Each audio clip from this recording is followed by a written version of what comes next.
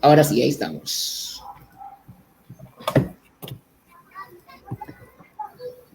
Dani me está diciendo que ya va a comenzar, o sea, cuando hagas la transmisión él va a fijar el comentario. Sí. Ya dile que ya estamos ya.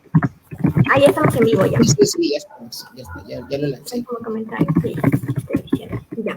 Y entonces voy a pasárselo a Omar. Ya,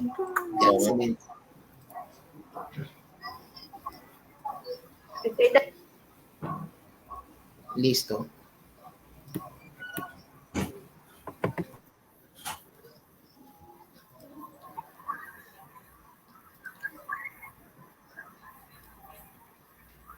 Bien, ahí la gente poco a poco se va sumando. Voy a compartirlo en mi cuenta personal también.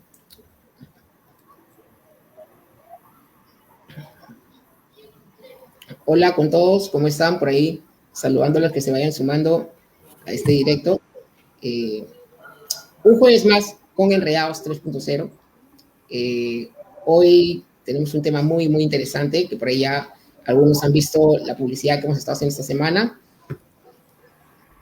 Vamos a hablar un poquito, ya que por la onda, ¿no? Creo que se acomoda mucho a lo que viene sucediendo actualmente en el país, ¿no? Se habla mucho de política hoy más que antes, porque estamos a puertas pues, de elegir a un candidato presidencial, y creo que es un tema necesario conversarlo y sobre todo entenderlo bien, ¿no? Creo que esto se habla poco, mayormente es para espacios académicos, pero creo que hay gente que no necesariamente está relacionada a política, que le interesa conocer sobre estos temas de ideologías políticas, ¿no? Sobre izquierda y sobre derecha, y básicamente eso es lo que vamos a conversar el día de hoy.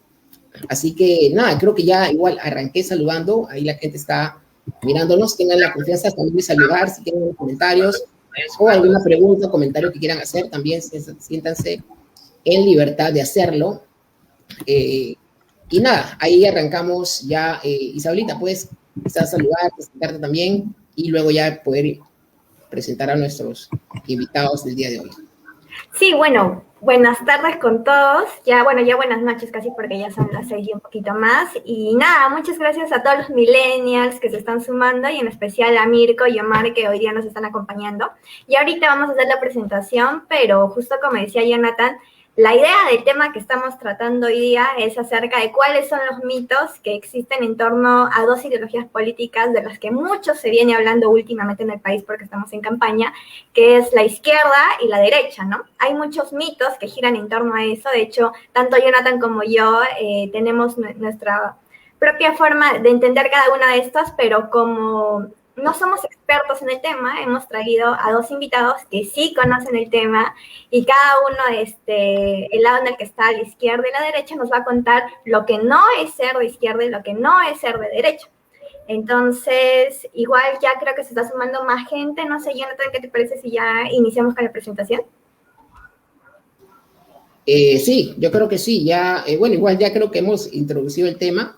Más que presentar el tema es quizás presentar a nuestros invitados. Tenemos representando a la izquierda, tenemos a Omar Cabero, y representando, digamos, a la derecha, aunque por ahí Mirko por ahí nos va a aclarar algunos puntos en cuanto a ello, porque él no se caracteriza tanto como de derecha neto, sino que él es libertario. Luego nos va a indicar un poco qué significa ello y cómo está relacionado con la derecha.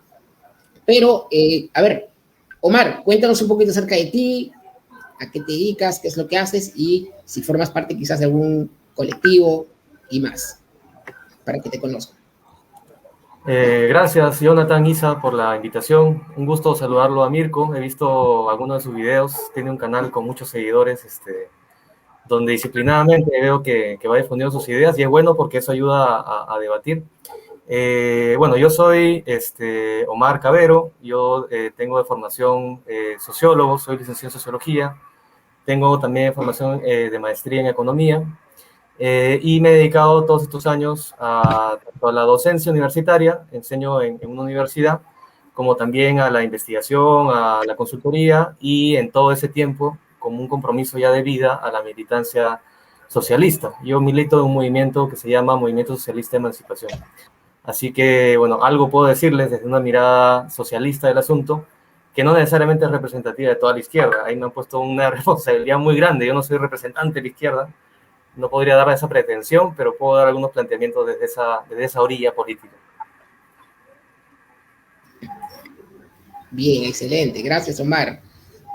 Ya en el camino nos irás comentando un poco más a detalle todo esto. Por eso, ¿no? Creo que hay muchos matices, muchos tipos de izquierda, muchos tipos de derecha, y aquí ustedes están para poder contarnos y aclarar esas dudas. Mirko, vamos contigo. Cuéntanos a qué te dedicas y formas parte de un colectivo, ¿no? ¿Con qué te identificas y más? Correcto, Jonathan, muchas gracias por tu invitación, muchas gracias, Isa, por la invitación. También mandarle un saludo muy especial a Omar Cabero.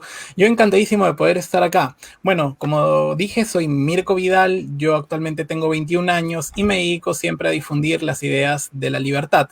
Yo no me considero tanto de derecha, me considero más libertario, porque siento que el libertario, que es una posición más allá de lo que sería un liberalismo convencional, está tanto en contra en la izquierda, sobre todo por el lado económico, y en la derecha en el lado moral. ¿Por qué? Porque el libertarismo se dedica más a combatir el estatismo, y el estatismo es una posición que está tanto en la izquierda como en la derecha. Los estatistas de izquierda quieren utilizar el Estado para prohibir cosas que no les gusta, y los estatistas de derecha quieren usar el Estado para lo mismo, para prohibir cosas que no les gusta. Entonces el libertario está en contra del estatismo, del uso del poder coactivo del Estado para restringir las libertades individuales de los ciudadanos. Actualmente me dedico a estudiar ciencia política, toda la formación económica, política, social que hago es a través de libros autodidacta. He leído tanto el marxismo como lo que es las posiciones de la Escuela Austríaca de Economía, que es la escuela de pensamiento económico que yo sigo, lo que sería Karl Menger, von Bauer, Mises, Hayek, Rothbard, Hoppe y otros autores aparte como serían Nozick, etcétera. Pero principalmente me dedico a difundir las ideas de la libertad, que creo que es la mejor manera de vivir la vida y creo que todos deberíamos compartir. Y creo que estamos teniendo éxito porque gracias ya, por ejemplo, en la plataforma, la mayoría de las personas que me siguen son menores de edad, lo cual yo lo veo como un gran triunfo para las ideas de la libertad que están llegando a gente joven como yo e incluso menos. Genial. Bueno, gracias Mirko, gracias Omar por la presentación. Y antes de iniciar ya con las preguntas propiamente, queremos contarle a toda la gente que nos está viendo que con Jonathan en Enredados hemos preparado 3 preguntas para que ustedes vayan contestando. En esas 3 preguntas voy a compartir mi pantalla para que más o menos vean. A ver, ahí está. ¿Pueden ver mi pantalla? Ahí. A ver, me aparece y yo lo lanzo, no te preocupes. A ver. Ahí. Hemos fijado un comentario aquí en la transmisión, ahí los que están viéndonos pueden ver y nos gustaría que entren, es rapidísimo, o sea, es una pregunta de una sola respuesta. Ok, ahí está. Ahí está, ya, bacán. Ya, aquí están las 3 preguntas que, como dice Jonathan, lo hemos fijado en el en vivo de Facebook. La primera pregunta es, describe en una palabra a la izquierda, la gente ya ahí está. Ya está comentando la gente, claro. Tiene 3 opciones. Al final o al intermedio de la conversación vamos a ver cuáles son las que más suenan. Luego está la otra que es describe con una palabra a la derecha también. Y finalmente describe lo que significa ser de centro. Lo hemos puesto entre comillas porque ya veremos más adelante, es un término que genera mucha controversia, ¿no? Entonces, nada, pueden ir rellenando. Tienen 3 opciones para cada una de ellas y ya. Ahora sí voy a dejar de compartir pantalla. Excelente. Entonces, para arrancar, quizás me gustaría preguntar, bueno, básicamente esto lo estuvimos conversando con Isabel y nos gustaría atrevernos a preguntarle, digamos, no tanto qué entienden cada uno sobre lo suyo, lo que vienen representando, sino lo opuesto, ¿no? Por ejemplo, yo empezaría aquí, ¿no? Omar, ¿tú qué comprensión, cómo entiendes tú a la derecha, o digamos en este caso al grupo libertario, ¿no? Que está muy relacionado también?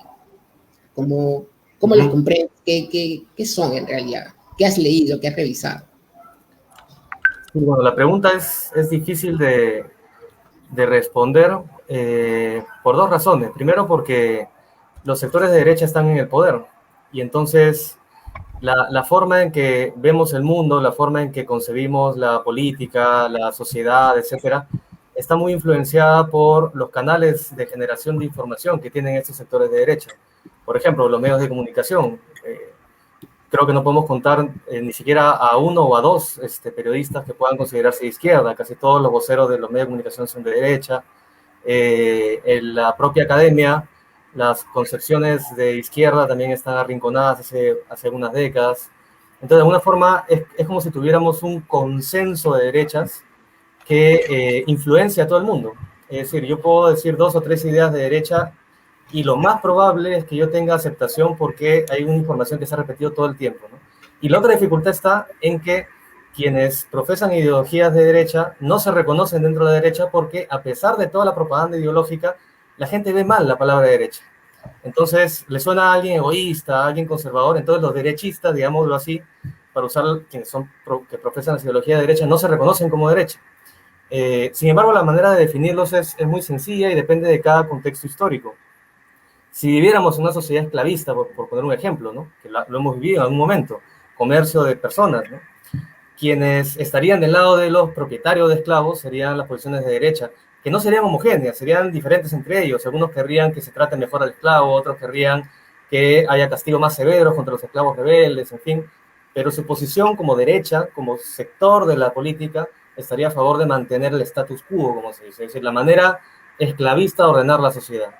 Si estuviéramos en el tiempo del feudalismo, con reyes, con monarquía, con nobles y vasallos, más o menos lo que había en la Edad Media, las posiciones de derecha serían las posiciones más bien que están a favor de mantener ese tipo de orden de cosas, que están a favor de la gente con poder, con propiedad, a pesar de que dentro tengan grandes broncas, ¿eh? Mechazas. Por ejemplo, la misma iglesia en su momento más conservador se dividió, no hubo un cisma en la iglesia, pero a fin de cuentas se alineaban para que la sociedad no cambiara en sus características generales. Hoy día, en una sociedad que a nivel global es dominada por capital privado, las posiciones de derecha están a favor de que los niveles de acumulación de capital y la economía de mercado se mantengan. Se pelearán entre ellos, unos querrán más Estado, otros menos Estado, pero a fin de cuentas están a favor de la economía capitalista, que es la que vivimos, y están a favor de los sectores empresariales como los sectores dominantes de la sociedad. Y ahí están, dicho sea paso, los libertarios, ¿no? Por ejemplo, Mirko mencionaba a la escuela austriaca, que tiene su origen, el de saberlo muy bien, en la sociedad Mont Pelerin, donde convivían ahí pensadores como Hayek, Friedman, etcétera, que claro, ellos se reconocían como libertarios para darle una identidad a su ideología, pero que era una posición de derecha, porque lo que querían era libre mercado, libertad total para la acumulación de capital, y desde los años 70 ellos son la ideología que rige el mundo, con el nombre de neoliberalismo. Entonces, el problema está, insisto, en que estas posiciones que defienden el orden de cosas, como el orden de cosas funciona tan mal, no se quieren reconocer como posiciones de derecha. Entonces tratan de sinuosamente salirse de esa etiqueta y señalar al estatismo, señalar a la corrupción, señalar a la izquierda como culpables, cuando en realidad son los que dominan y manejan la sociedad, ¿no? Entonces, en resumen, creo que me alargué mucho, ahí me tienen que cortar. Las posiciones de derecha, siendo muy distintas entre ellas, se ubican entre quienes defienden el orden de cosas, sobre todo en favor de los sectores más poderosos de la sociedad, con diferencias ideológicas entre ellos, pero se alinean en esa posición. En este caso, en defender a los sectores más ricos y más poderosos que están vinculados al capital privado. Esa sería mi definición, que no sé si Mirko la comparta, pero podemos seguir debatir, que para eso estamos aquí. Claro, claro que sí. Genial. Y bueno, ahora trasladando la pregunta a Mirko, y antes de hacerlo, hay 3 cosas que Omar ha mencionado cuando le preguntamos acerca de que nos diga un poquito cómo podemos entender a la derecha, ¿no? Nos dijo el tema de defender el orden de las cosas, libre mercado, y también otra palabra que es neoliberalismo. Entonces vamos guardando esas palabras para la subsiguiente pregunta, pero antes, Mirko, queremos preguntarte a ti ahora lo contrario. ¿Cómo podemos entender a la ideología política de la izquierda? Bueno, yo definiría a la izquierda como, bueno, no podemos, la izquierda tiene varias acepciones, están los socialistas, los anarcocomunistas, los marxistas, los keynesianos, etcétera, son un montón de ideologías, no puedo definir per se porque son tantas ideologías que tienen algunas acepciones en común, pero son demasiadas, te puedo definir que es el socialismo, el comunismo, pero la izquierda en general diría que es una posición política enfrentada con la derecha y con los sectores libertarios, y te diría lo siguiente, que la cuestión que los une para mí es que es una cuestión de tinte progresista. ¿A qué me refiero con una cuestión de tinte progresista? Que ellos quieren un sistema moral, político, social que haga avanzar a la sociedad hacia un objetivo en común, que es el igualitarismo. Una sociedad más igual, pero que es el igualitarismo que no es lo mismo que igualdad. El igualitarismo es usar el poder coactivo del Estado para aplicar técnicas tan nocivas como es la redistribución de la riqueza o aplicar la discriminación positiva, que es tratar de discriminar para arreglar la discriminación que hay ahora. O sea, no suena muy lógico, pero normalmente este tipo de partidos propician estas medidas que yo no estoy para nada de acuerdo. Y luego también tienen otra cosa que es el colectivismo, que por ejemplo lo que sería el fascismo era un colectivismo que estaba agrupado lo que era el Estado, el nazismo era un colectivismo que estaba agrupado lo que era la etnia, el socialismo es un colectivismo agrupado a las clases, etcétera. Y también tienen la dialéctica, que dicen que básicamente dos fuerzas se chocan y de ahí sale una nueva fuerza que avanza, pero necesitan siempre dos choques de ambas fuerzas contrarias para que la sociedad pueda avanzar. Para ellos, el resultado de esos choques es el socialismo, el anarquismo, según el tipo de izquierda que ellos profesan. Yo recomendaría varios libros, por ejemplo, de Nicolai Bukharin, El ABC del comunismo. También recomendaría el Manual del marxismo de Otto Kussinen, que son libros que son fundamentales para entender cómo piensa el socialista, cómo piensa el marxista.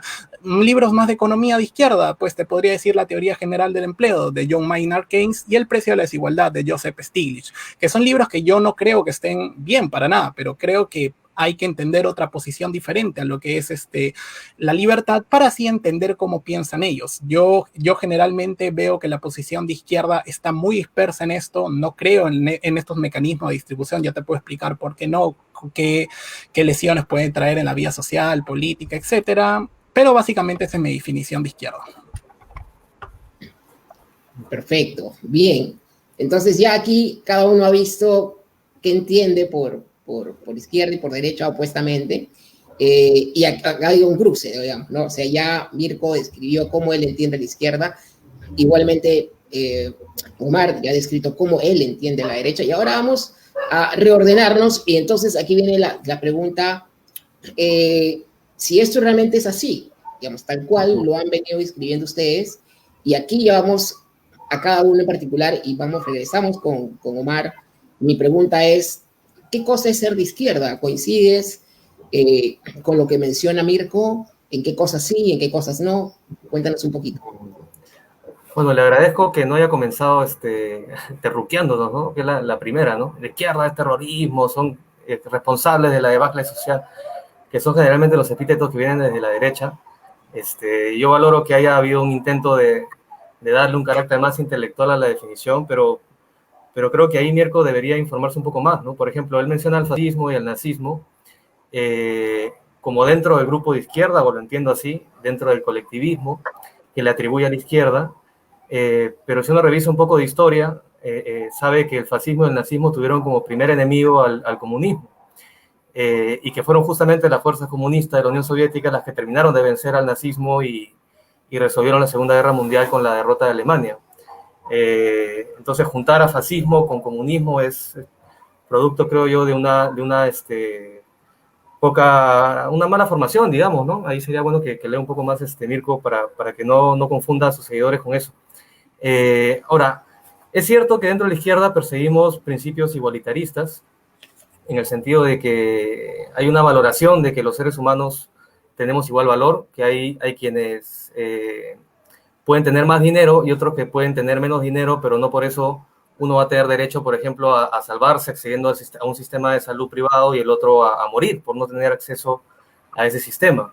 Hay una valoración igualitarista de la vida, de la condición humana. Sin embargo, dentro de la izquierda hay también corrientes diferentes. Yo me ubico dentro del socialismo.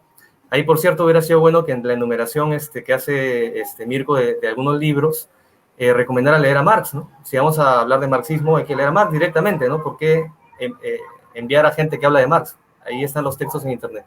Pero decía, dentro de la posición socialista, lo que nosotros planteamos es que no es que todos seamos exactamente iguales, porque somos iguales en condición humana, pero tenemos capacidades diferentes, características distintas, etcétera, etcétera. Pero sí creemos en una sociedad en la que no haya alguien que viva a costa del otro, que le quite libertad al otro. Mirko hablaba, por ejemplo, de la libertad para definir a su ideología como libertario. Y yo diría que una posición que defiende el libre mercado total es la negación absoluta de la libertad. Porque la coacción, y esto hay que saberlo bien, no está solamente en el Estado. El Estado, claro, tiene mecanismos de coacción, tiene policía, tiene Fuerzas Armadas, la ley tiene detrás un mecanismo de coacción por definición.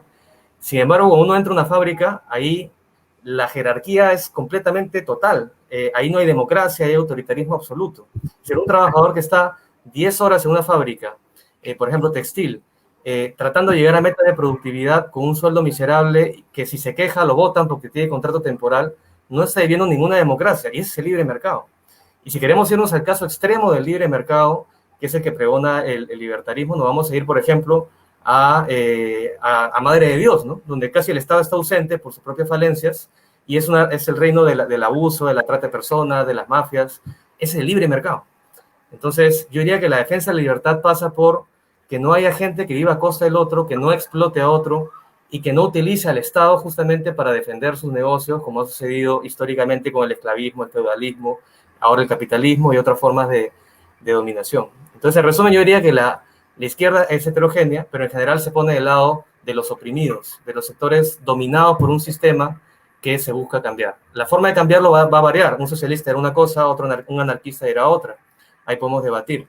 Pero todos los que estamos en la izquierda, por lo menos yo lo veo así, tenemos la conciencia de ser parte de la defensa de una clase que es la clase dominada, que es de todos los sectores que no tienen riqueza, que no tienen acceso a grandes recursos económicos, que no tienen propiedad de grandes empresas.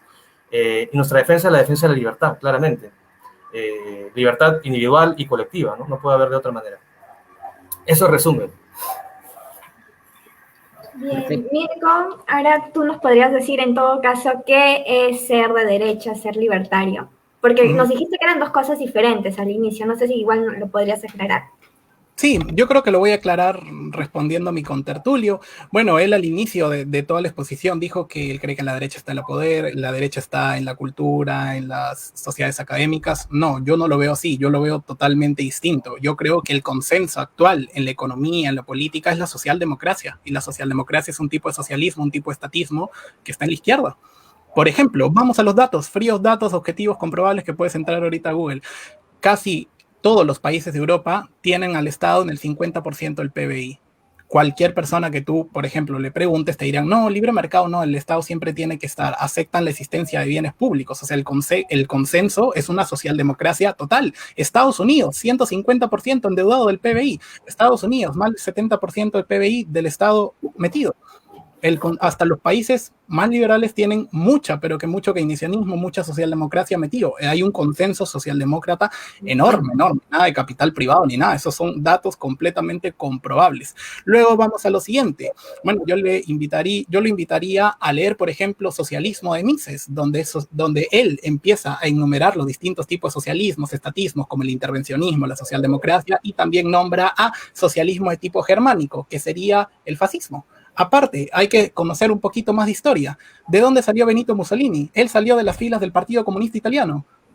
O sea, me parece que es desconocer muchísima historia y obviar bastante, no porque los alemanes hayan estado enfrentados con los soviéticos, sí, pero es que Hitler y Mussolini se definían abiertamente antiliberales.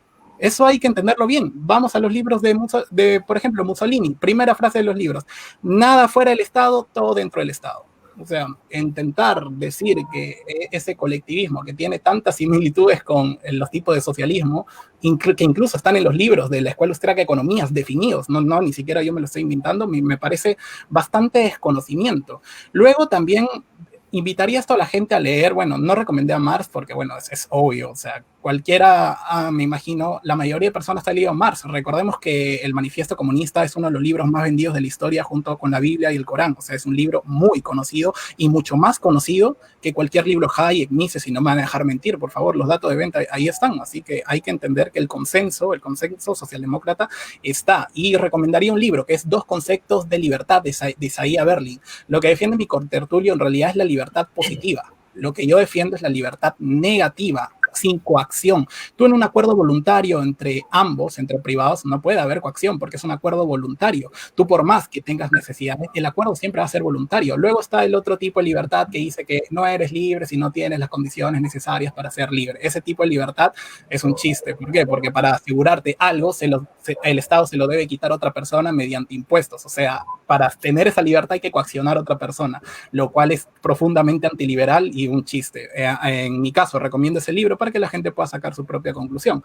Y para finalizar, yo creo que el libertarismo, una vez explicado todo eso, el libertarismo está muy lejos de las posiciones de derecha tradicional como conservadores, nacionalistas, etcétera, porque los critica. Por ejemplo, los candidatos de derecha, por ejemplo, van yéndonos al Perú, derecha, por ejemplo, para un libertario son profundamente socialistas, profundamente socialdemócratas, como sería Hernández Soto, López Aliaga, entre 10.000 comillas, Keiko Fujimori, están a la izquierda de cualquier libertario. O sea, no son posiciones que se compatibilicen ni un poco. Yo invitaría a esa reflexión y a decir que el libertarismo cree en la libertad absoluta política, no solo económica, sino social, despenalización de las drogas, eutanasia, matrimonio igualitario a través de empresas privadas, etcétera, etcétera, venta libre de órganos, etcétera, etcétera, etcétera. La libertad es para todo, no solo para un grupo de personas reducido. Gracias. Sí, una consulta. De lo que ustedes dos han dicho, hay una duda que se me ha generado y es acerca, en todo caso, ¿cómo podemos entender a las personas que dicen o que califican al otro como neoliberal?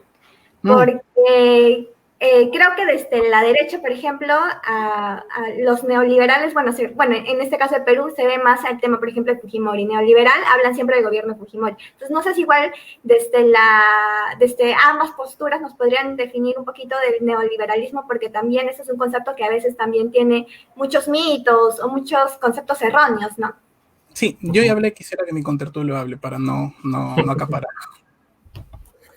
Bueno, me quedé pensando en algunas de las cosas últimas que decías y, bueno, ahí insiste que informarse bien. Decir que el fascismo es de izquierda es desconocer todo lo que ha sufrido la izquierda, particularmente la izquierda comunista en la historia, en pelea con el fascismo, ¿no? Mucha gente ha dado su vida y creo que hay que respetar esos acontecimientos, ¿no? Podemos tener diferencias ideológicas, pero no ocultar la realidad. El fascismo ha perseguido cruelmente y ha buscado desaparecer a las diversas corrientes de izquierda, igual con el caso del nazismo, ¿no? Eso para aclarar ese punto. Ahora, sobre el neoliberalismo pasa lo mismo con el concepto de derecha. Quienes podríamos ubicar dentro de esa etiqueta no se reconocen como parte de ella. En el caso de Mirko es un avance que él ya reconozca que tiene una ideología política. Él diga, yo soy libertario y voy a defender cierta doctrina política sistemáticamente. Eso es bueno. Pero el grueso de gente que tiene una ideología política, una visión de la realidad, que quiere hacer tales o cuales reformas, que deciden en los estados del mundo, que podríamos calificar como neoliberales, o el nombre que sea, pero que tienen coherencia en su perspectiva orientada al libre mercado, no se reconocen ni como neoliberales, ni como liberales, ni como políticos. Ellos se reconocen como técnicos. Ellos creen que hablan desde la pureza de la técnica y entonces, por ejemplo, plantean reformas para flexibilizar el mercado de trabajo, que en otras palabras es acabar con los derechos laborales, o para privatizar empresas públicas, o para abrir las fronteras comerciales y que los países grandes con mucha capacidad exportadora llenen los mercados de los países chicos y hagan quebrar a las empresas nacionales. Es decir, hay una mirada política que podemos ubicar dentro de la perspectiva neoliberal, pero no se reconoce como tal. Ahora, ¿cuál es esa perspectiva? Yo diría que es la misma que defiende Mirko, pero claro, siempre se puede ser más radical. De hecho, uno podría tener el gobierno más de derecha y va a haber alguien de la ultraderecha que va a decir esto no es suficiente, más mano dura, etcétera, etcétera. Podemos tener una perspectiva de libre mercado y va a haber personajes como Mirko y sus seguidores que van a decir eso no llega a ser suficientemente libertario. Pero cuando uno ya identifica las tendencias de política, sinceramente, por no decir otra expresión, es fantasioso creer que estamos viviendo un mundo de izquierda socialdemócrata. Desde los años 70 en adelante hay una orientación global dirigida a la desregulación máxima de los mercados y poner a los estados con toda su fuerza coactiva, con toda su capacidad de imponerse a la sociedad al servicio de los sectores privados. Entonces una mirada neoliberal va a decir, bueno, vamos a privatizar, por ejemplo, el sistema de salud, vamos a privatizar el sistema de educación, el sistema educativo, vamos a abrir las fronteras comerciales, vamos a desregular el mercado de trabajo. Pero claro, cuando alguien haga una protesta que bloquee una carretera o que haga que una empresa esté en riesgo económico por una huelga, van a llamar al Estado para que entre con toda la fuerza a desbloquear esa carretera, a reprimir a los trabajadores, etcétera, etcétera.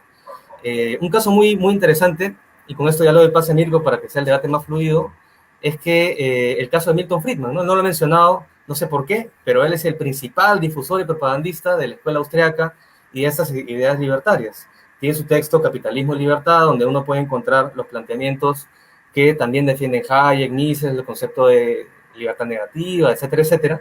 Y Milton Friedman, que era el defensor de la libertad, no fue otra cosa que el asesor económico de Pinochet en Chile, después del golpe contra Allende, que fue una dictadura sangrienta, pero que él acepta ser parte de esa dirección económica de Chile, porque tenían a la fuerza del Estado con una dictadura para imponer el ajuste estructural neoliberal que Mirko llamaría libertario para no verse mal, pero que en la práctica era acabar con derechos laborales, privatizarlo todo, reprimir a los sectores opositores, convertir a Chile en lo que el día de hoy es y que hace poco ha hecho que la sociedad estalle porque ya no aguanta más deudas, ya no aguanta más explotación, ya no aguanta pues una perspectiva de libre mercado radical, ¿no?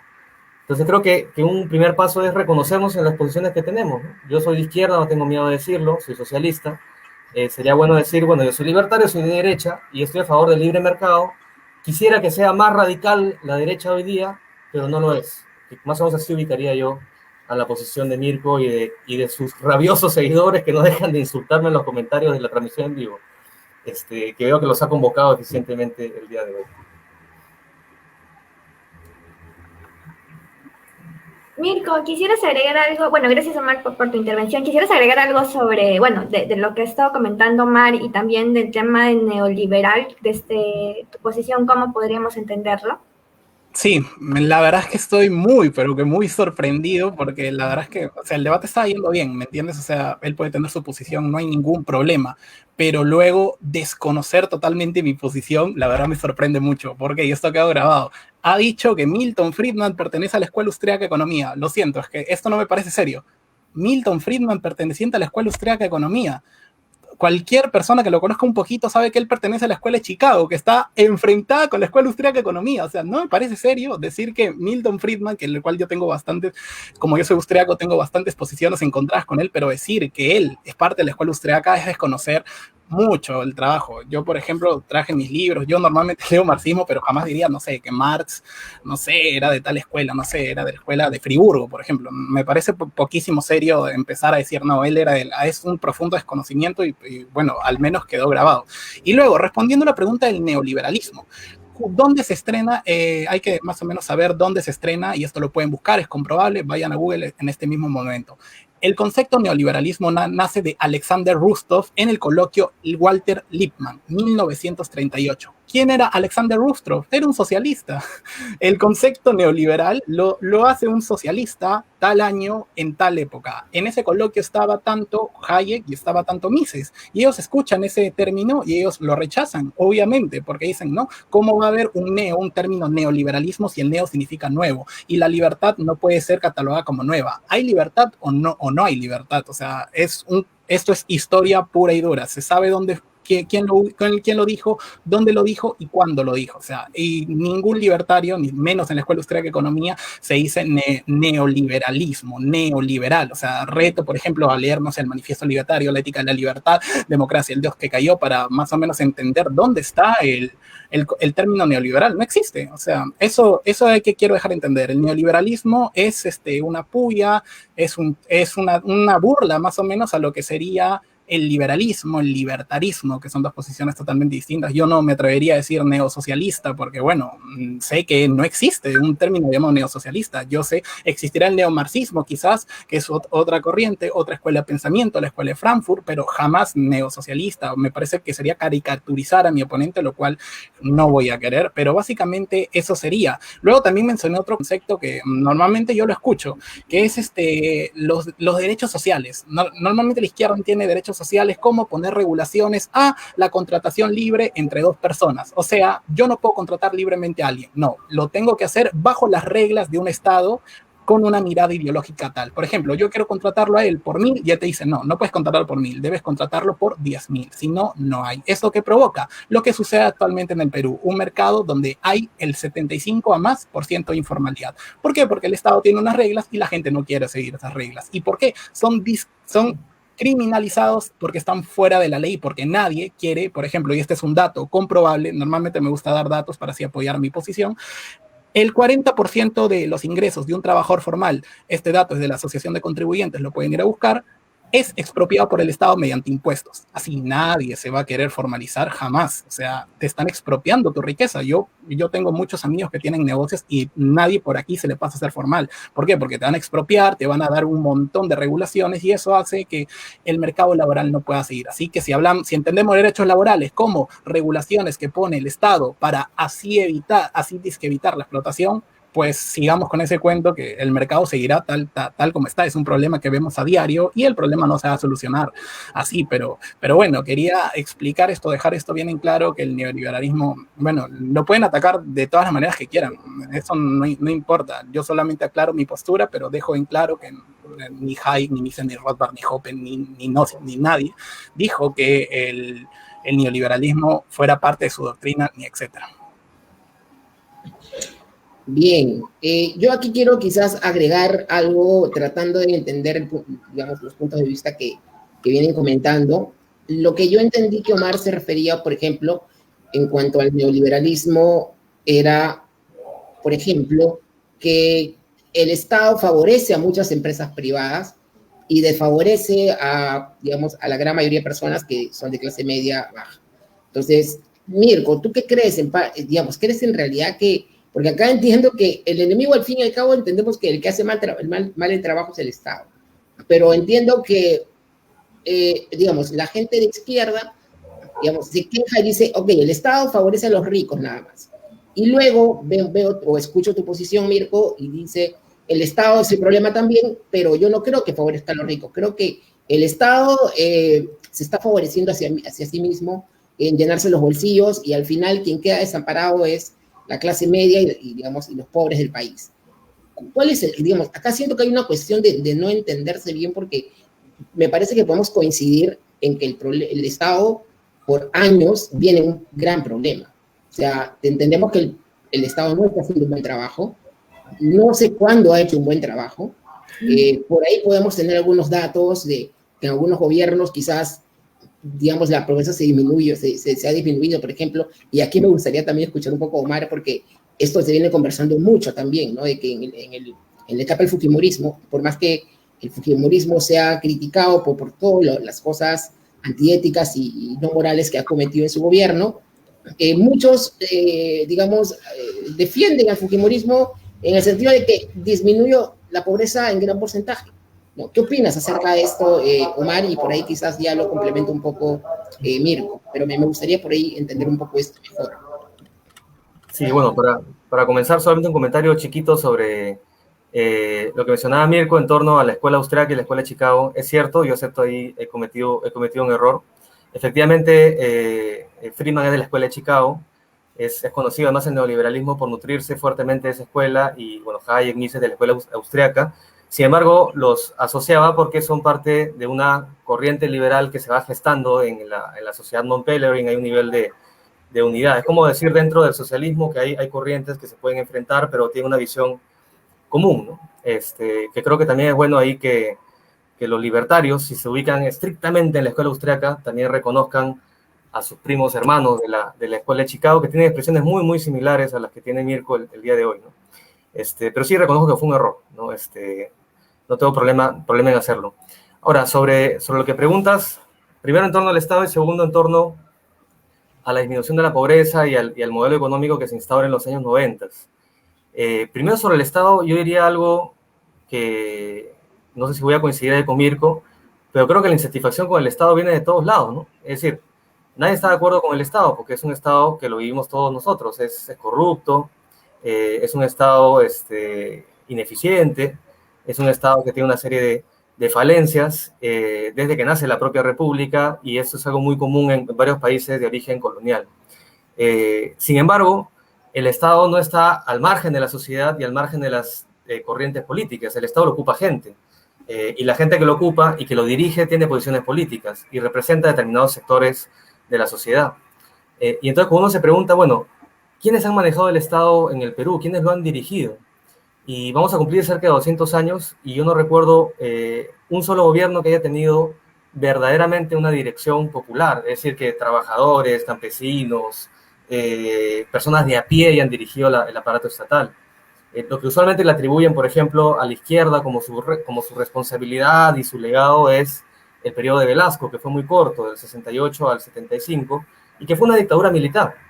Claro, con una orientación que era antioligárquica, antiimperialista, que hizo reformas que marcaron la historia del país. Sectores de izquierda apoyaron ese gobierno, había otros que fueron más bien combatidos por el gobierno, pero no era un gobierno propiamente popular, es decir, el pueblo dirigiendo el Estado como se esperaría en una democracia.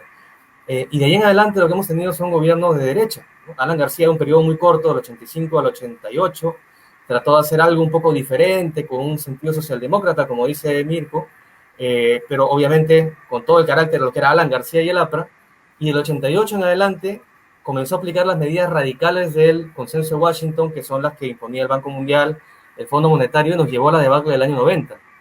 Entonces, para comenzar, la ineficiencia del Estado creo que hay que asociarla directamente con los sectores dominantes en el Perú que han manejado el Estado a su antojo y que hoy día lo siguen manejando, para comenzar. En segundo lugar, voy a la otra parte de tu pregunta.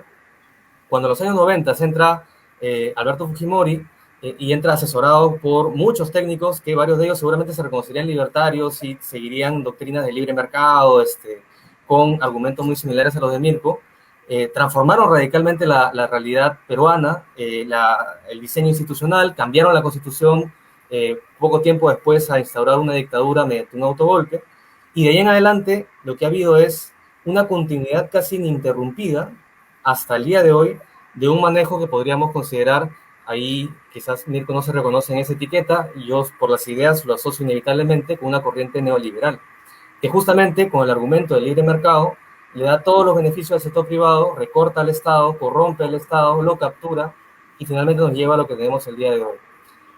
Cuando hablamos de cifras de pobreza, por ejemplo, cuando vamos al año 2000 y hablemos con datos también, ¿no? La mitad de la población peruana era pobre. Es decir, el año 90, toda la década de los 90 no fue en ningún sentido la década de la reducción de la pobreza. Teníamos, yo me acuerdo clarito, porque salía recién del colegio, estos datos se repetían siempre. Mitad de la población en pobreza, un tercio de la población en pobreza extrema. De ahí en adelante, con el boom de las materias primas, con una serie de políticas sociales, comenzó a reducirse la pobreza a ser casi cerca de un poco menos de un tercio. Y eso es positivo, evidentemente.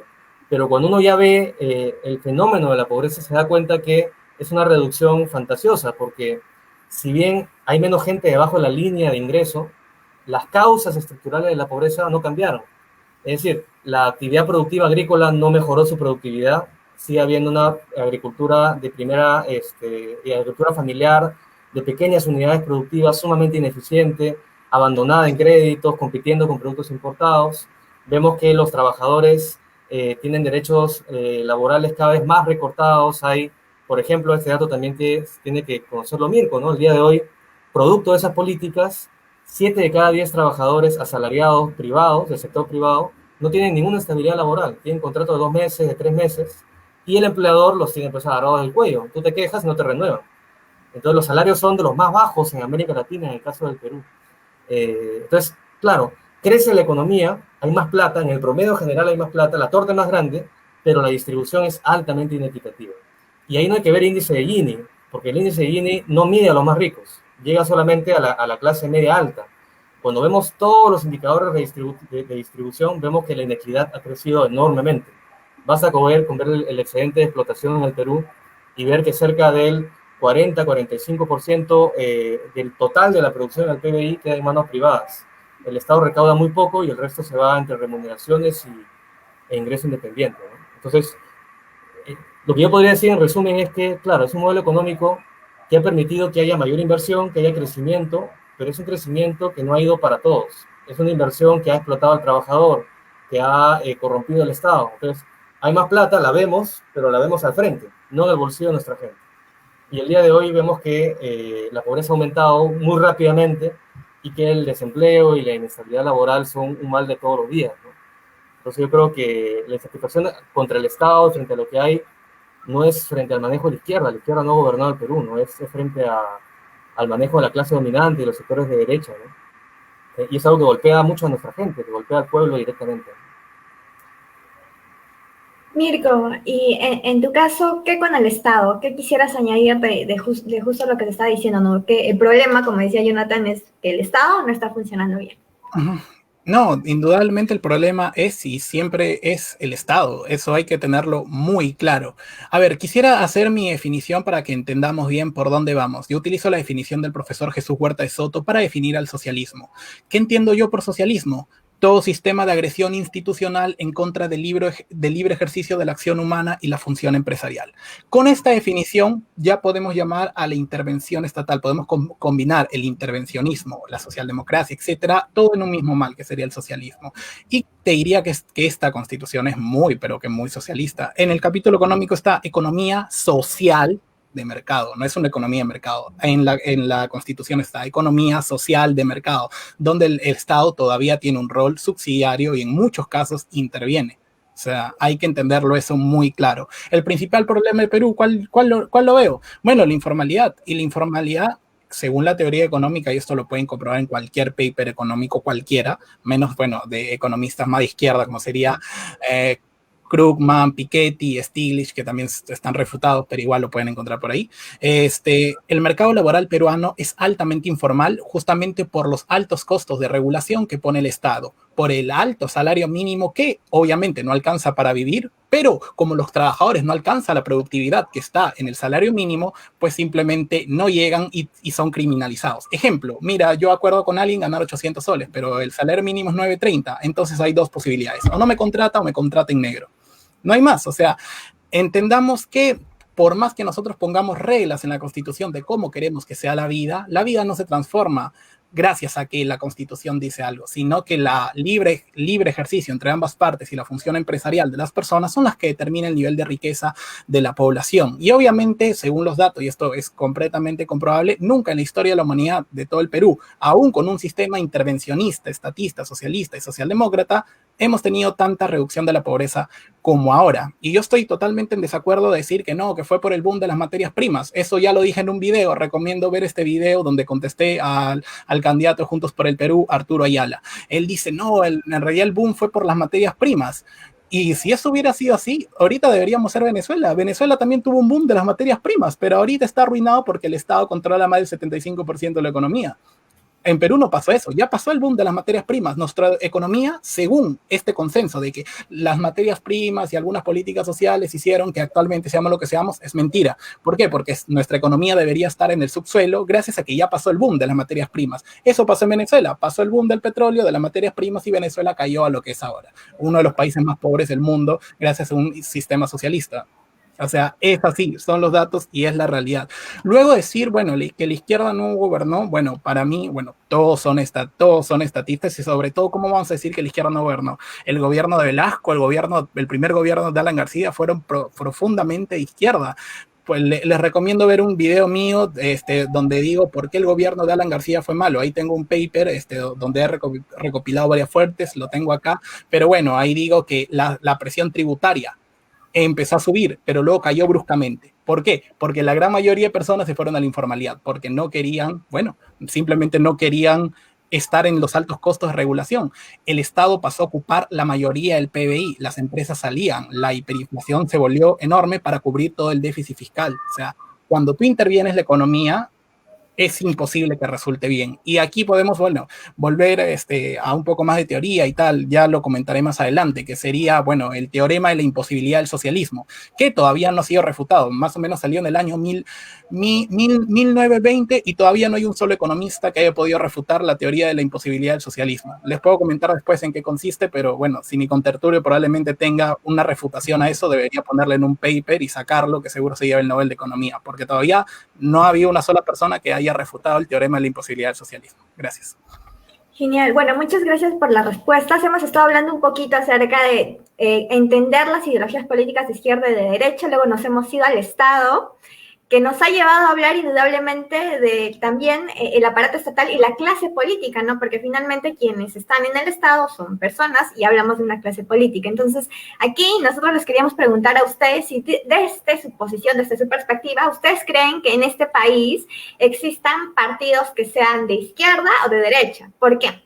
Porque como ustedes saben, ahorita que estamos más en campaña, hay muchos partidos que dicen yo estoy con la izquierda, yo soy de izquierda, y otros que dicen no, yo soy más del lado de la derecha, ¿no? Y hay otros que también utilizan el centro para decir que son progresistas o algo así, ¿no? Entonces, de acuerdo a lo que yo les estoy entendiendo, yo podría decir de que en este país no hay ni partidos de izquierda ni de derecha, sino los que están tomando cositas, pero desde su perspectiva, y ya concretamente, si quieren, lo podemos aterrizar a casos concretos de partidos que utilizan muchas veces estas ideologías para seguir vendiendo, jalando votos, ¿no?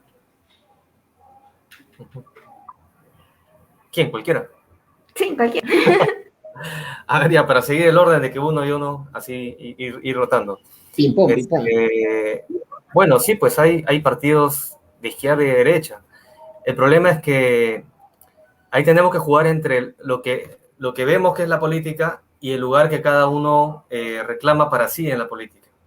Entonces, ahí hemos visto hoy día durante este debate que, por ejemplo, Mirko no se reconoce como parte de la derecha.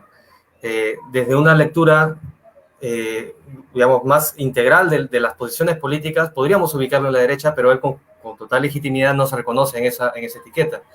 En la izquierda tenemos menos problemas para reconocernos de izquierda, a pesar de que tenemos diferencias, nos reconocemos de izquierda. Entonces es muy fácil identificar a organizaciones de izquierda y dentro tendremos un debate también, ¿no? Pero yo diría que la gran mayoría de partidos en el Perú, si es que los podemos llamar así, ¿no? En la práctica son algo así como franquicias electorales, ¿no? Candidatos con una inscripción, recursos económicos detrás y disputan el poder del Estado sin una representatividad mayor, pero la mayoría de esos grupos los ubicamos a la derecha, claramente, ¿no? Desde la definición que yo planteo de derecha, y que no es una definición antojadiza, sino la definición de todos aquellos sectores que están de acuerdo con la forma en que la sociedad está organizada a nivel general, que es a partir de darle primacía a los sectores empresariales más poderosos y que pueden discrepar entre ellos en función de quién es más radical que el otro, ¿no? Por ejemplo, algunos dirán, la Constitución del 93 no es suficientemente de derecha, tiene que ser más de derecha y quitarle lo que dice social de mercado y tiene que ser libre mercado total. Bueno, ni Friedman se atrevió a tanto, pero hay posiciones así, también son de derecha. Hay otros que dicen, ya, hay que reivindicar el legado de Fujimori, la mano dura, tipo Keiko, también es de derecha. Todos estos sectores están a favor de un manejo económico del país, una dirección del país orientada a que crezca el PBI, a que se asegure la estabilidad de las inversiones, a que se generen condiciones para que los capitales crezcan y dejando siempre en segundo lugar o en último los intereses populares, generales, ¿no? Es decir, el sueldo mínimo es una cosa teórica, un teorema, no es que alguien va a vivir de eso, a la derecha no le importa mucho eso. La posición de derecha también verán como el enemigo a quienes quieran que haya, por ejemplo, más empresa pública, que haya más regulación, porque eso también va en contra de posibles nichos de mercado para el sector privado. Entonces yo diría, la gran mayoría de grupos políticos en este momento son de derecha, la gran mayoría. Y no es casual, es parte de la hegemonía de este pensamiento, como comencé diciendo, desde los años 90 en el Perú y un poco antes en el mundo. Y en la izquierda tenemos también, claro, diferencias y grupos más grandes, más pequeños. Los grupos socialistas no estamos presentes en este momento en la política nacional. Vamos a estarlo pronto, no nos pierdan la fe, vamos avanzando poco a poco. Para terror de los comentaristas mayoritarios de este debate, habrá socialistas en la política nacional con fuerza en los siguientes años. Hoy día no lo estamos. Hay posiciones más socialdemócratas, hay posiciones más, diríamos, vinculadas a reformar el Estado, también son de izquierda, digámoslo así, pero se reconocen por lo menos como tales, ¿no? Y quería aprovechar un minuto nomás, no les quito más, para también decir algo respecto a algo que repetió Mirko 2 veces y que yo creo que es preocupante y quizá motive un debate en algún momento posterior, ¿no? Que es el tema de considerar que el problema del desempleo y de la informalidad es un problema de sobreregulación. Y de tratar de decirlo además con supuesto sustento técnico. Si uno revisa las estadísticas de empleo y se pregunta dónde trabajan la gran mayoría de trabajadores, lo primero que va a encontrar es que cerca del 70-75% trabajan en micro y pequeñas empresas, que son empresas de 2 trabajadores, de 3 trabajadores, etc. ¿Por qué estas microempresas agrupan tanta gente? Porque esas microempresas además están generalmente en el sector servicios, donde casi no hay inversión, casi no hay tecnología, el crédito llega muy caro, etc. Tiene que ver con la matriz productiva de la economía peruana. Es decir, la capacidad de contratar gente que tiene los grandes capitales en el Perú es muy pequeña. Contratan cerca del 8 al 10% de los trabajadores, las empresas grandes.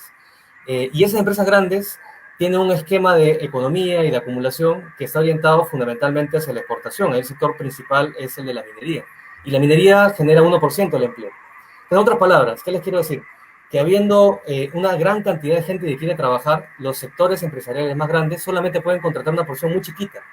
Entonces, el resto que se queda sin trabajar no le queda de otra que hacerse autoempleado, que formar una microempresa para sobrevivir y tratar de, digamos, subsistir de alguna forma por fuera de la regulación. Pero no es porque la regulación sea alta.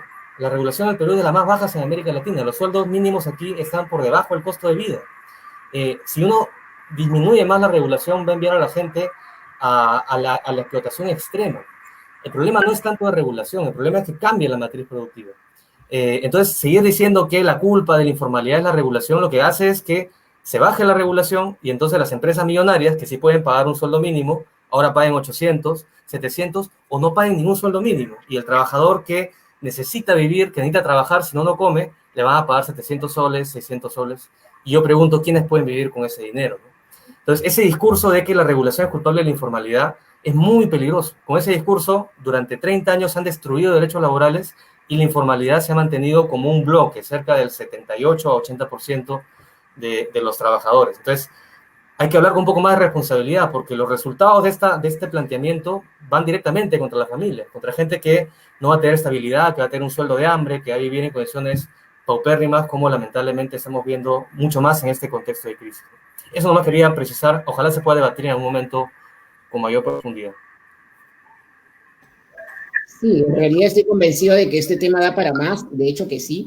Miren que vamos casi un poco más de la mitad y ya vamos a llegar a la hora. Y sí, esto se extiende, obviamente, pero ahora nos gustaría escuchar a Mirko respondiendo a esta pregunta. ¿Qué ideología crees que predomina en el país? Nada, te escuchamos. Y bueno, vuelvo a decir lo mismo, indudablemente la ideología que predomina en la Constitución y en la gran mayoría de personas pues, sigue siendo la socialdemocracia, el intervencionismo y de no dejar vivir a los demás. O sea, lo que el libertario propone es que cada uno viva su vida sin dañar al resto. Cuando tú dices, oye, hay que poner regulaciones, me estás dañando a mí. O sea, yo quiero poner una empresa y quiero contratar a alguien libremente y quiero poner unas condiciones. El Estado dice, no, no puedes contratarlo así porque yo te pongo unas condiciones necesarias para que el trabajo sea así. Pues no, o sea, ¿por qué te metes en mi vida? Ahí te estás metiendo y me estás agrediendo. Eso se llama agresión a la propiedad privada, una regulación del Estado. Es eso, yo quiero poner una empresa, quiero poner una fábrica, quiero contratar libremente con un empleado y no puedo porque hay unas condiciones fijas que me impiden tener un empleo así, me impiden tener empleo y me dejan afuera de la ley.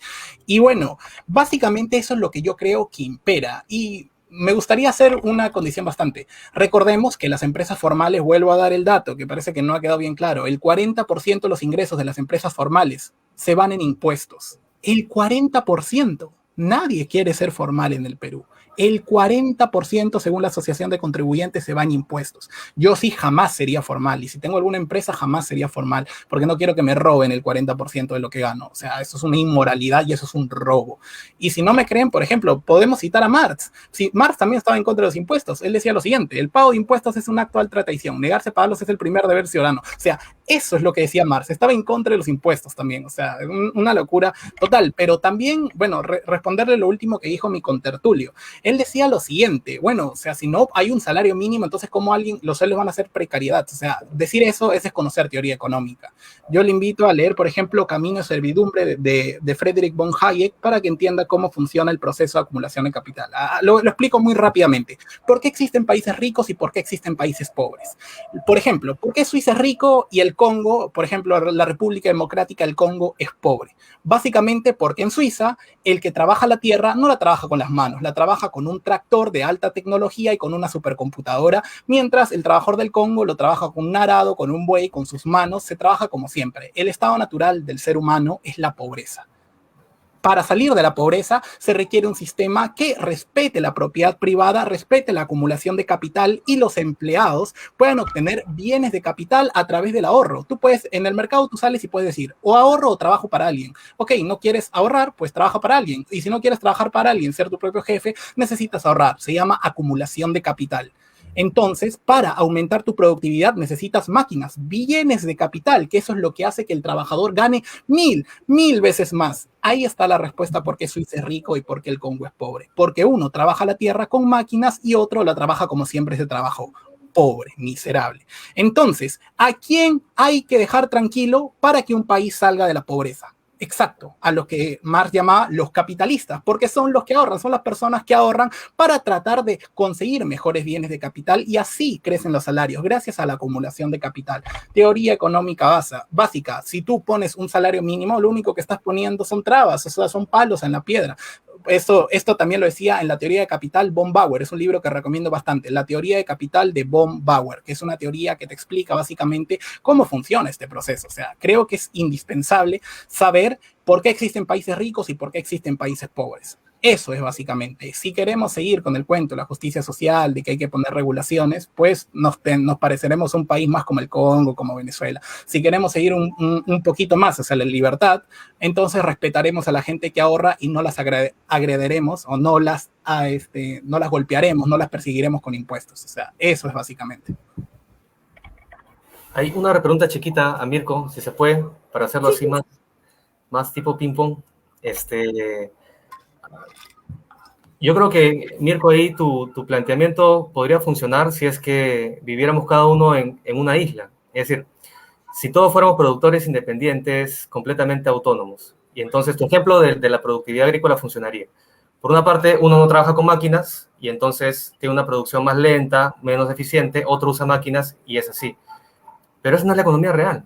Entonces ahí creo que es bueno salir a la calle, ¿no? No quedarse en libros citados una y otra vez, sino ir, bueno, ¿cómo se produce la riqueza? Vamos a una fábrica textil. ¿Quién usa esas máquinas? La usa el trabajador, no las usa el empresario. Puede que el empresario meta mano a la máquina, pero su producción va a depender del conjunto de trabajadores que está ahí. Esos trabajadores van a ser propietarios de lo que resulte de esa producción. Es decir, te invito a, por ejemplo, exponer esto a un sindicato de trabajadores textiles, cualquiera, hay varios.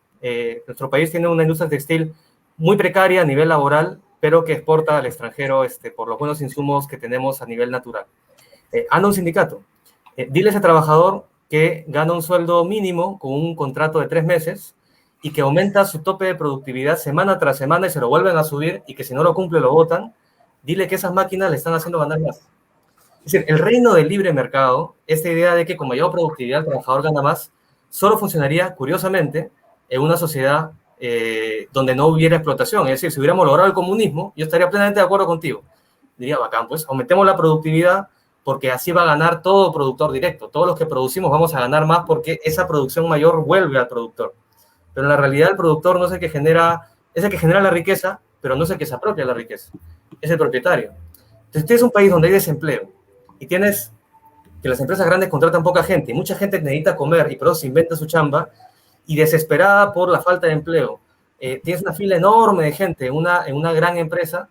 Tu planteamiento de que vamos a acabar con todas las regulaciones es decirle a esa persona, mira, tú aceptas lo que sea para sobrevivir. Y entonces una gran empresa, un monstruo financiero, apelando a la libertad y al derecho de propiedad, va a decir, está bien, trabaja para mí 12 horas, te va a pagar 500 soles.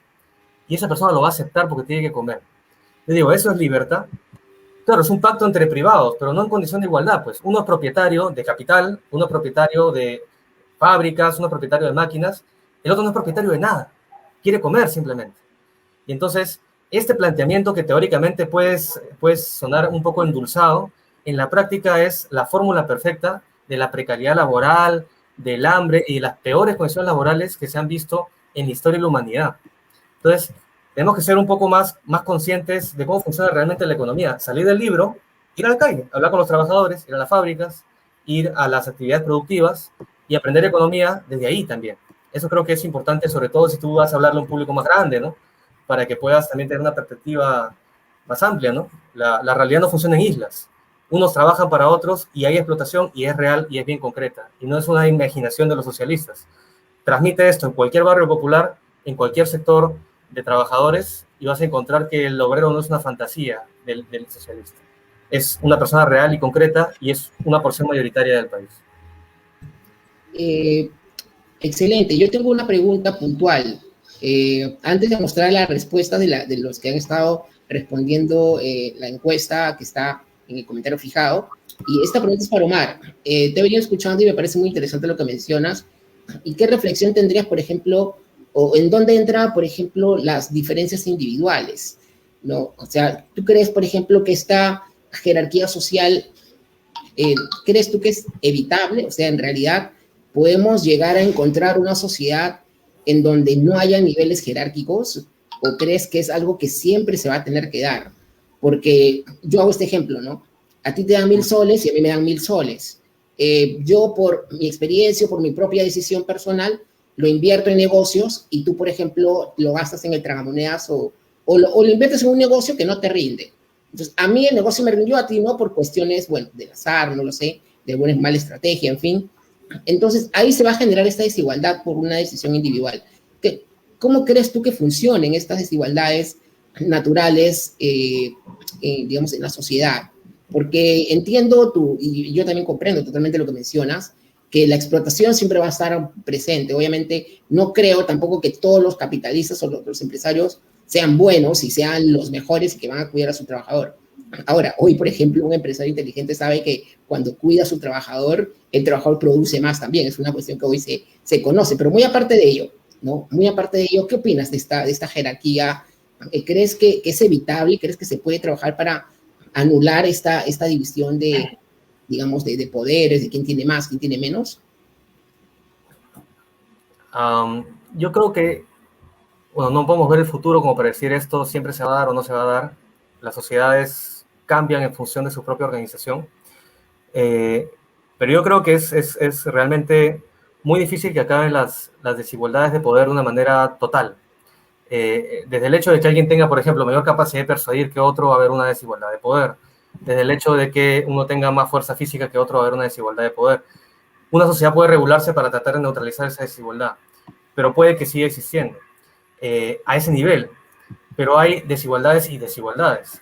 O más que desigualdades, diríamos, relaciones jerárquicas directas, donde unos tienen poder a costa de los otros. Entonces, en tu ejemplo, claro, es como si cada quien corriera en un carril por separado, ¿no? Es decir, uno corrió más rápido porque se entrenó más y fue más disciplinado, hizo más ejercicio y corre más rápido que el otro que se dedicó a tomar, dormía hasta tarde, con poco entrenamiento, quedó más atrás. Entonces uno diría, bueno, es una desigualdad justa, porque uno se esforzó más y el otro menos.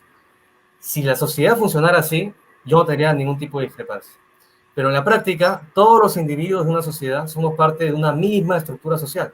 Es decir, no estamos cada uno en una isla. Por eso le decía a Mirko esto de la concepción del individuo como si estuviera en una isla o en un carril en paralelo al otro carril en una competencia de atletismo. Eso no es real. Estamos interrelacionados todo el tiempo, por más que creamos que somos individuos completamente autónomos, que es lo que nos hace creer el mercado. Entonces, cuando tú dices, por ejemplo, yo tengo 1.000 soles, invierto, y el otro tiene 1.000 soles y se lo gasta, es cierto, uno decidió de una manera más responsable a nivel individual, pero hay un sistema que permite que, sea que con tus 1.000 soles, o con una herencia, o con dinero del narcotráfico, con lo que fuera, haya un sector que pueda invertir y para poder hacer empresa tenga que contratar a otros que no tienen capital. Cuando eso pasa se genera una relación de explotación, porque no explotación en el sentido de que haya maltrato, puede que sean muy amigos el empresario y los trabajadores, sino que hay una relación de explotación en la medida en que esos trabajadores van a ofrecer su fuerza de trabajo para que ese dueño, que en este caso podría ser tú o otro empresario, genere ingreso y pueda generar utilidad y pueda acumular capital. Entonces, la sociedad en general, organizada capitalistamente, la sociedad capitalista, se basa precisamente en la acumulación de capital a costa del trabajo, sea quien sea el capitalista, sea que lo merezca o no lo merezca. Entonces, la mirada sistémica ahí es sumamente importante. Los socialistas estamos en contra de que haya justamente esa división de clases donde una clase explota a otra. Tal igual como si fuéramos al esclavismo. podríamos decir que hay un propietario de esclavos que se lo ganó, ¿no? Poco a poco escapó de ser esclavo y se volvió esclavista y contrató a sus esclavos, contrató entre comillas, ¿no? Se los apropió o los cazó por ahí, y los esclavos de pronto no merecerían ser libres, pero es una sociedad que digamos que éticamente es insostenible, donde hay un sector que vive a costa del trabajo de otro, que son el trabajo de los esclavos. Igual pasa en el capitalismo, pero no se presenta así con claridad. Se presenta bajo la idea de que como yo hice bien las cosas es mi derecho y es mi propiedad y es mi mérito, pero no se ve que en esa acumulación y en esa riqueza individual hay detrás trabajo ajeno, trabajo de otros que van a ser explotados para que yo pueda acumular. Esa es la forma que funciona este sistema, y lo que planteamos los socialistas es cambiar ese sistema, que es social y puede ser cambiado, ¿no? Porque ya vemos las consecuencias que tiene a nivel global y también en el Perú. Es lo que podría responder. No sé si respondo a tu pregunta en un sentido total, si va a haber o no desigualdades en el futuro, pero te diría que hay que verlo a nivel sistémico. Creo que es la mejor manera de entender esto. Perfecto. ¿Qué podrías decir sobre ello quizás en un minuto, un par de minutos, Mirko? Sí, bueno, tengo muchas cosas que responder. Voy a tratar de abarcar todo básicamente. Y bueno, vamos a hablar definitivamente ahorita de la explotación, que más da un poquito más de tiempo. Voy a tratar de abarcarlo todo. Bueno, o sea, contestar el ejemplo de la isla, o sea, me parece un poco inadecuado el ejemplo de la isla, porque justamente el proceso de mercado es cooperación social. En una isla no se puede cooperar con nadie. O entre sí, tenemos el ejemplo de Robinson Crusoe. Por ejemplo, en la teoría del capital tenemos a Robinson Crusoe recogiendo cocos con una mano en una isla, y tenemos a Robinson Crusoe con un palo recogiendo cocos. Así, ¿quién recoge más? El que tiene la vara, básicamente, porque tiene un bien de capital. Básicamente la sociedad funciona así: o tienes bien de capital y tu productividad te hace a acumular más riqueza y puedes ganar más, o simplemente trabajas como siempre se trabajó. Ejemplo, el Congo, ejemplo, Venezuela, etcétera. Luego, hablamos, por ejemplo, de la explotación, o sea, y está bien, él lo ha escrito perfectamente bien porque es su tema, lo cual está muy bien. Pero en realidad no importa, por ejemplo, si tú eres un millonario y donas toda tu riqueza, por ejemplo, a una beneficencia. Por ejemplo, Bill Gates tiene miles de fundaciones y dona mucho su dinero a opciones de caridad. Al socialista no le interesa eso. Por ejemplo, tenemos hasta un ejemplo para los más jóvenes. Tenemos al creador de Fortnite comprando bosques y selvas enteras para que nadie las explote. Eso no importa, ellos te dirán, a ellos no les importa lo que hagas tú con el dinero una vez ganado. A ellos les importa y dicen que está mal cómo lo ganas. Eso hay que dejarlo muy, pero que muy claro. Y ahí hay que entender lo siguiente: ya ellos se basan en una teoría del valor que viene de Adam Smith, que es una teoría que fue refutada hace años. Ni siquiera los economistas más de izquierda utilizan la teoría valor-trabajo, solo los marxistas, por ejemplo. Ni Piketty, ni Thomas Krugman, ni Stiglitz utilizan la teoría valor-trabajo. Es una teoría que en economía, una disciplina económica, está descartada. Bueno, luego tenemos la economía marxista, que es la única que la utiliza, y bueno, en una universidad te pueden hacer calcular la plusvalía, etcétera, etcétera, etcétera. Pero acá hay que decir por qué está refutado. Esta está refutada en, básicamente, Principios de Economía Política de Karl Menger en el año 1871. En ese libro, básicamente, te dice que las personas no compramos, no vemos objetos por cuánto trabajo ha sido reincorporado en ellos, sino compramos y hacemos las transacciones por el valor subjetivo que nosotros les damos. Entonces, ¿qué piensa el socialista? Como el empresario no está dentro del proceso productivo, porque el que utiliza, y él mismo le ha dicho, o sea, el empresario podrá poner esto, pero ¿quién utiliza las máquinas? El trabajador, correcto, porque él ve la teoría del valor objetivo, pero el valor no es objetivo, ya ha sido refutado hace muchísimos años, el valor es subjetivo. Entonces, ¿qué quiere decir esto? Las cosas no valen por las horas de producción que se han necesitado para construir. Ejemplo, una silla valdría porque hay que sumar las horas de trabajo del carpintero, del herrero, del que cortó el árbol, etcétera, etcétera, etcétera. No, las cosas valen por el valor subjetivo que nosotros le damos. Un objeto que tiene menos horas de trabajo puede valer muchísimo más, por ejemplo, que un auto. Imagínate que es un auto, pero es de un color feo. La gente subjetivamente ve que es feo, entonces compra otro auto que tiene muchísimo menos, o sea, de horas de trabajo, y lo compra. ¿Por qué? Porque el valor es subjetivo. Podemos apreciar cosas que tienen un ínfimo valor de trabajo, pero para nosotros es increíble. Y esa es la teoría que se utiliza en economía. O sea, ni siquiera la economía keynesiana, que es enemiga a muerte de la economía austriaca, utiliza la teoría valor-trabajo. O sea, hay que entender esto bastante bien. Luego mi contertulio habló de que no podemos ver el futuro. Pero esto no es tanto así, porque, bueno, Marx, en lo que es el materialismo histórico, se aupa a ver el futuro. Les recomiendo el libro La miseria del historicismo de Karl Popper, porque Marx dice, bueno, existió una sociedad esclavista, una sociedad feudal, una sociedad capitalista, y él predice que va a existir una sociedad socialista en el futuro. Eso se llama predecir el futuro. Eso lo ve Karl Popper en el libro La miseria del historicismo. O sea, eso es predecir el futuro. Literal, marxista, en la fatal arrogancia, como diría Hayek, se aupa la condición de ver el futuro y te dice que más adelante va a haber una sociedad socialista. De repente, no sé, las máquinas no dominan y ya hay otro sistema, como proponen otros. No sé, es que no sé cómo va a ser el futuro. O de repente llega, pero es que no se sabe. Y literalmente Marx en los libros con el materialismo histórico, por ejemplo, recomiendo los libros de Martha Harner, que los tengo acá, y también del manual del marxismo-leninismo, ahí lo dice, y es que es algo bastante negativo. Y bueno, terminar con lo siguiente. Bueno, quisiera quiera repreguntarle esto o hacerle esta pregunta, ya para terminar, porque me interesa muchísimo su respuesta. Tiene que contestar una más o menos. ¿Qué le interesa más, reducir la pobreza o reducir la desigualdad? Que sería una pregunta muy interesante que responda. Respondo. Acabar con la explotación. Dale. Esa es mi respuesta, acabar con la explotación. Finalmente es la explotación la que genera desigualdad, y en esa desigualdad los que menos tienen se van a volver pobres. Plantear como una cosa o la otra es una comprensión, creo yo, incompleta del problema, ¿no? Es decir, el pobre es pobre porque al final del juego termina con poco, y termina con poco porque es explotado por otra persona. Entonces desigualdad y pobreza están directamente enlazadas, y la fuente de eso es la explotación. Bien, bueno, relajando un poquito el ambiente porque creo que el debate da para muchísimo más, vamos a compartir las respuestas que han ido rellenando las personas que se han sumado. Primero, Jonathan, ¿podrías poner? Ahí está. Ya. Bueno, sobre la primera pregunta, describen una palabra a la izquierda. Ahí tenemos, bueno, varios que resaltan. Está socialismo, igualdad, miseria, adiós, lucha, idealista, liberación, terca, progres, cercana, ingenuidad, comunidad, y ahí están más. Igual vamos a compartir estas pantallas para que las vayan leyendo. Gracias, dice otro. Hola, nación, pueblo. Las más grandes son socialismo, ¿no? Socialismo. Igualdad. Sí, socialismo es la palabra que más resalta, y luego están también está pobreza, socialista y miseria. Igualdad también. Y ya luego en las otras han relacionado también con comunismo, con retraso. Entonces, interesante. Y ahora nos vamos a la otra pregunta. Describe con una palabra a la derecha.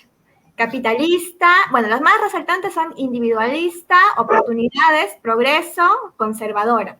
Aquí hay una relación de derecha con ser conservador. También está desigualdad, ambiciosa, negocios, moralista, propiedad privada, progreso, monopolio, justicia, la CONFIEP han puesto, la CONFIEP es el gremio de empresas aquí en el Perú, lobista, riqueza, reaccionaria, libre mercado, multimillonario, y luego está concentración de riqueza, progreso, que ya lo repetimos, y luego está laissez-faire, y ya. Bueno, ahora nos vamos a la tercera pregunta, que es, describe a los que dicen que son de centro, ¿no? La palabra más resaltante, bueno, son tres, está tibio, pragmático e indeciso. Escéptico, burocracia, diálogo, equidad, tibio, inestable, encubierto. Aquí también sale la palabra conservador, que salió en el tema de la derecha. Keynesiano también dice, hipócrita, disfraz, precavido, dice, porque dice, soy centro, ¿no? Y bueno, esas son un poquito las respuestas que han salido. No sé si Omar, Mirko, quisieran decir algún comentario de esto, de qué les ha generado estas respuestas de la gente. Eso, ¿no? Porque creo que, antes quizás que opinen, yo creo que es importante ver, bueno, esto es un sondeo muy corto, en realidad una muestra muy pequeña, pero creo que igual habla de cómo se percibe realmente a estos movimientos. Y, por ejemplo, si hay ciertas etiquetas negativas, por ejemplo, en el lado de la izquierda, que han resaltado, por ejemplo, el tema de pobreza, quizás yo creo que no, digamos, igual corrígeme Omar, pero yo no creo que la izquierda quiera transmitir eso. O sea, no creo que sea el objetivo el de la izquierda. Pero si transmite pobreza, quizás en el diálogo o en la presentación, en la retórica de la izquierda es importante cambiar, ¿no? O sea, ¿por qué la gente está percibiendo esto? La gran mayoría, ¿no? Y quizás el discurso podría un poco girar o poder modificarse. Igual por el lado de la derecha me parece que no hemos encontrado tantas etiquetas negativas. Una por ahí podríamos decir individualista individualista en el sentido de que piensa en uno mismo, pero no necesariamente, pero bueno, así se percibe, ¿no? A la derecha se percibe como que egoísta, ¿no? El que es de derecha o libertario es egoísta, piensa en sí mismo, no piensa en el otro, no piensa en comunidad, pero yo no creo, pues, que Mirko sea una persona egoísta y que piense en sí mismo, que me imagino que tiene gente cercana, amigos, familiares en los cuales él también se preocupa, pero bueno, igual esto sirve para reflexionar, pero igual, ¿qué opinan? ¿Qué reflexiones les dejan estas palabras? Del centro también, que ahí ha salido su sí, son los que se acomodan un poquito, ¿no? Los que no están muy seguros, como menciona, los un poco tibios, digamos, ¿no? Pero igual. Precavidos, decían. A ver, en un minuto, chicos, más o menos, para poder terminar con una última pregunta ya, que es, digamos, para cerrar esta parte. ¿Qué opinan de esto que hemos visto ahora? ¿Algún comentario? ¿Quién le toca? A Mirko. A Mirko. Ya, ok. Nada, agradecer a Omar por, la verdad es que me divertió mucho y la gente piensa que me molesta, ¿no? En realidad me encanta, la verdad, esto, me encantan los debates. Amo que haya otra posición confrontada con la mía porque creo que la gente aprende y eso es lo bonito de esto, que a mí me encanta que la gente aprenda de las posiciones contrarias a la mía y que lea, por favor, lean a Marx, lean a Hayek, lean a Mises, lean a Lenin, por favor, o sea, no terruquen a la gente también, eso es lo que yo siempre digo, jamás, por favor. Y con respecto a los comentarios que vi, bueno, creo que ahí hay una victoria bastante buena porque veo que en el comentario de derecha no he visto ni un libertario, o sea, creo que eso es buenísimo, que la gente ya no los asocie, porque generalmente, sobre todo en el Perú, ser de derecha es ser conservador. Algunos dicen liberal en lo económico, conservador en lo social. Yo me considero libertario en lo económico y más libertario en lo social, porque esa es la gran diferencia, creo yo. Y sobre todo también veo que las ideas están llegando a la gente, veo que sobre todo hay mucha gente joven, o sea, la gran mayoría de mi público es gente muy joven y esa es una victoria enorme, porque antes era al contrario, la gente más joven era de izquierda. Y esa es la verdad, la gente joven siempre ha sido de izquierda, mis tíos, mis abuelos, mis primos, mis amigos y todo, la mayoría eran de izquierda hasta que llegué yo con la ideología libertaria y ahora todos son libertarios. Y eso es lo que creo que hay que hacer, de respetar a los demás, libertad en ese sentido y que lo pueda ver Omar en otros debates y que podamos seguir conversando, que creo que eso es lo bonito de compartir ideas. Omar. Sí, bueno, me quedo con las últimas palabras de Mirko, ¿no? Es bueno debatir, es bueno intercambiar ideas. Veo que él se ha preparado bastante bien, tiene sus libros sobre la mesa, seguramente subrayados, con etiquetas. Es bueno tratar de defender la posición con algún tipo de referencias, pero bueno, ahí vamos a seguir discrepando en muchas cosas, ¿no? Como les decía al inicio, para mí, ya yendo a lo de la derecha y la izquierda y los términos que han salido, derecha e izquierda no son categorías únicas, dependen del contexto. Yo diría que el punto que permite saber cuándo estamos hablando de una posición de derecha o izquierda tiene que ver con qué tanto esa posición lleva a que los sectores dominantes de una sociedad pierdan su dominio o lo fortalezcan. Diría que ese es el parteaguas. Entonces, habrá posiciones que hoy son de izquierda y que hace 30 o 40 años podían presentarse como de derecha, etcétera, ¿no? Entonces, no es una realidad congelada en el tiempo. Entonces, si hoy día, por ejemplo, mucha gente asocia a la derecha con posiciones conservadoras, es porque efectivamente la ideología conservadora permite a la clase dominante mantenerse en esa posición dominante. Pero también las ideas libertarias permiten que la clase dominante fortalezca sus intereses, porque plantean desregulación, porque plantean que el Estado se meta lo menos posible a recaudar tributariamente, etcétera, etcétera, ¿no? Entonces, claro, uno dirá, no me reconozco de derecha, otro sí. Ahí habrá debate. Igual a la izquierda, ¿no? Habrá quienes no se consideran de izquierda, pero tienen ideas de izquierda. Yo diría, más que la etiqueta, hagamos la pregunta de, bueno, ¿quiénes tienen planteamientos que fortalecen las posiciones de los que tienen más poder en una sociedad o más bien plantean que ese poder vaya hacia los sectores que tienen menos poder? Por supuesto hay que hacer mucha más pedagogía, hay que debatir más. Lo que he visto rápidamente en esto que han mostrado es que hay ideas que flotan en el aire, la mayoría de ellas contrarias a la izquierda, y eso lo asumimos y por eso damos la pelea también de ideas, que llevan a que haya estos planteamientos, ¿no? Y el centro claramente es confuso porque el centro diría yo que no existe, ¿no? El centro es la posición que quiere quedar bien con todo el mundo, sobre todo acercándose a lo electoral, pero que en la práctica, por quedar bien con todo el mundo, queda bien con los que ya tienen poder en la sociedad. Es como una derecha solapada con una retórica que no se quiere presentar de derecha, ¿no? Pero, Ya da para Exacto. debatiendo. Genial. Y ya para aterrizar un poquito más, porque como ustedes están señalando, no se trata de poner etiquetas porque no puedes encasillar a todos en algo así, sino vayámonos a algo práctico. Teníamos con Jonathan dos preguntas concretas. ¿Qué piensan ustedes si salen una frase de dos personajes que siempre suenan, ¿no? Uno es Trump y por el otro lado tenemos a Maduro. Mirko. Una palabra nomás. Una frase. En un minuto puedes dar tu opinión de cada uno de ellos. Sí, sí, porque claro, son personas muy complejas los dos, ¿no? Sí, en verdad da para hablar todo un programa entero de ellos, pero... ¿Solo de Maduro o de Trump? Trump diría agridulce, que hay cosas buenas que me gustaron de él, otras cosas muy malas por su proteccionismo, su guerra comercial, etc. Y Maduro sí, todo malo, asesino, dictador, socialista, todo lo malo. Ok, entonces con Trump, digamos, agridulce, digamos, no lo apruebas completamente, pero coincides en algunas cosas con él. Maduro no coincides en nada con él. Excelente, perfecto. Bien, claro. Complicada la pregunta porque lleva a argumentar, ¿no? Y eso nos va a alargar.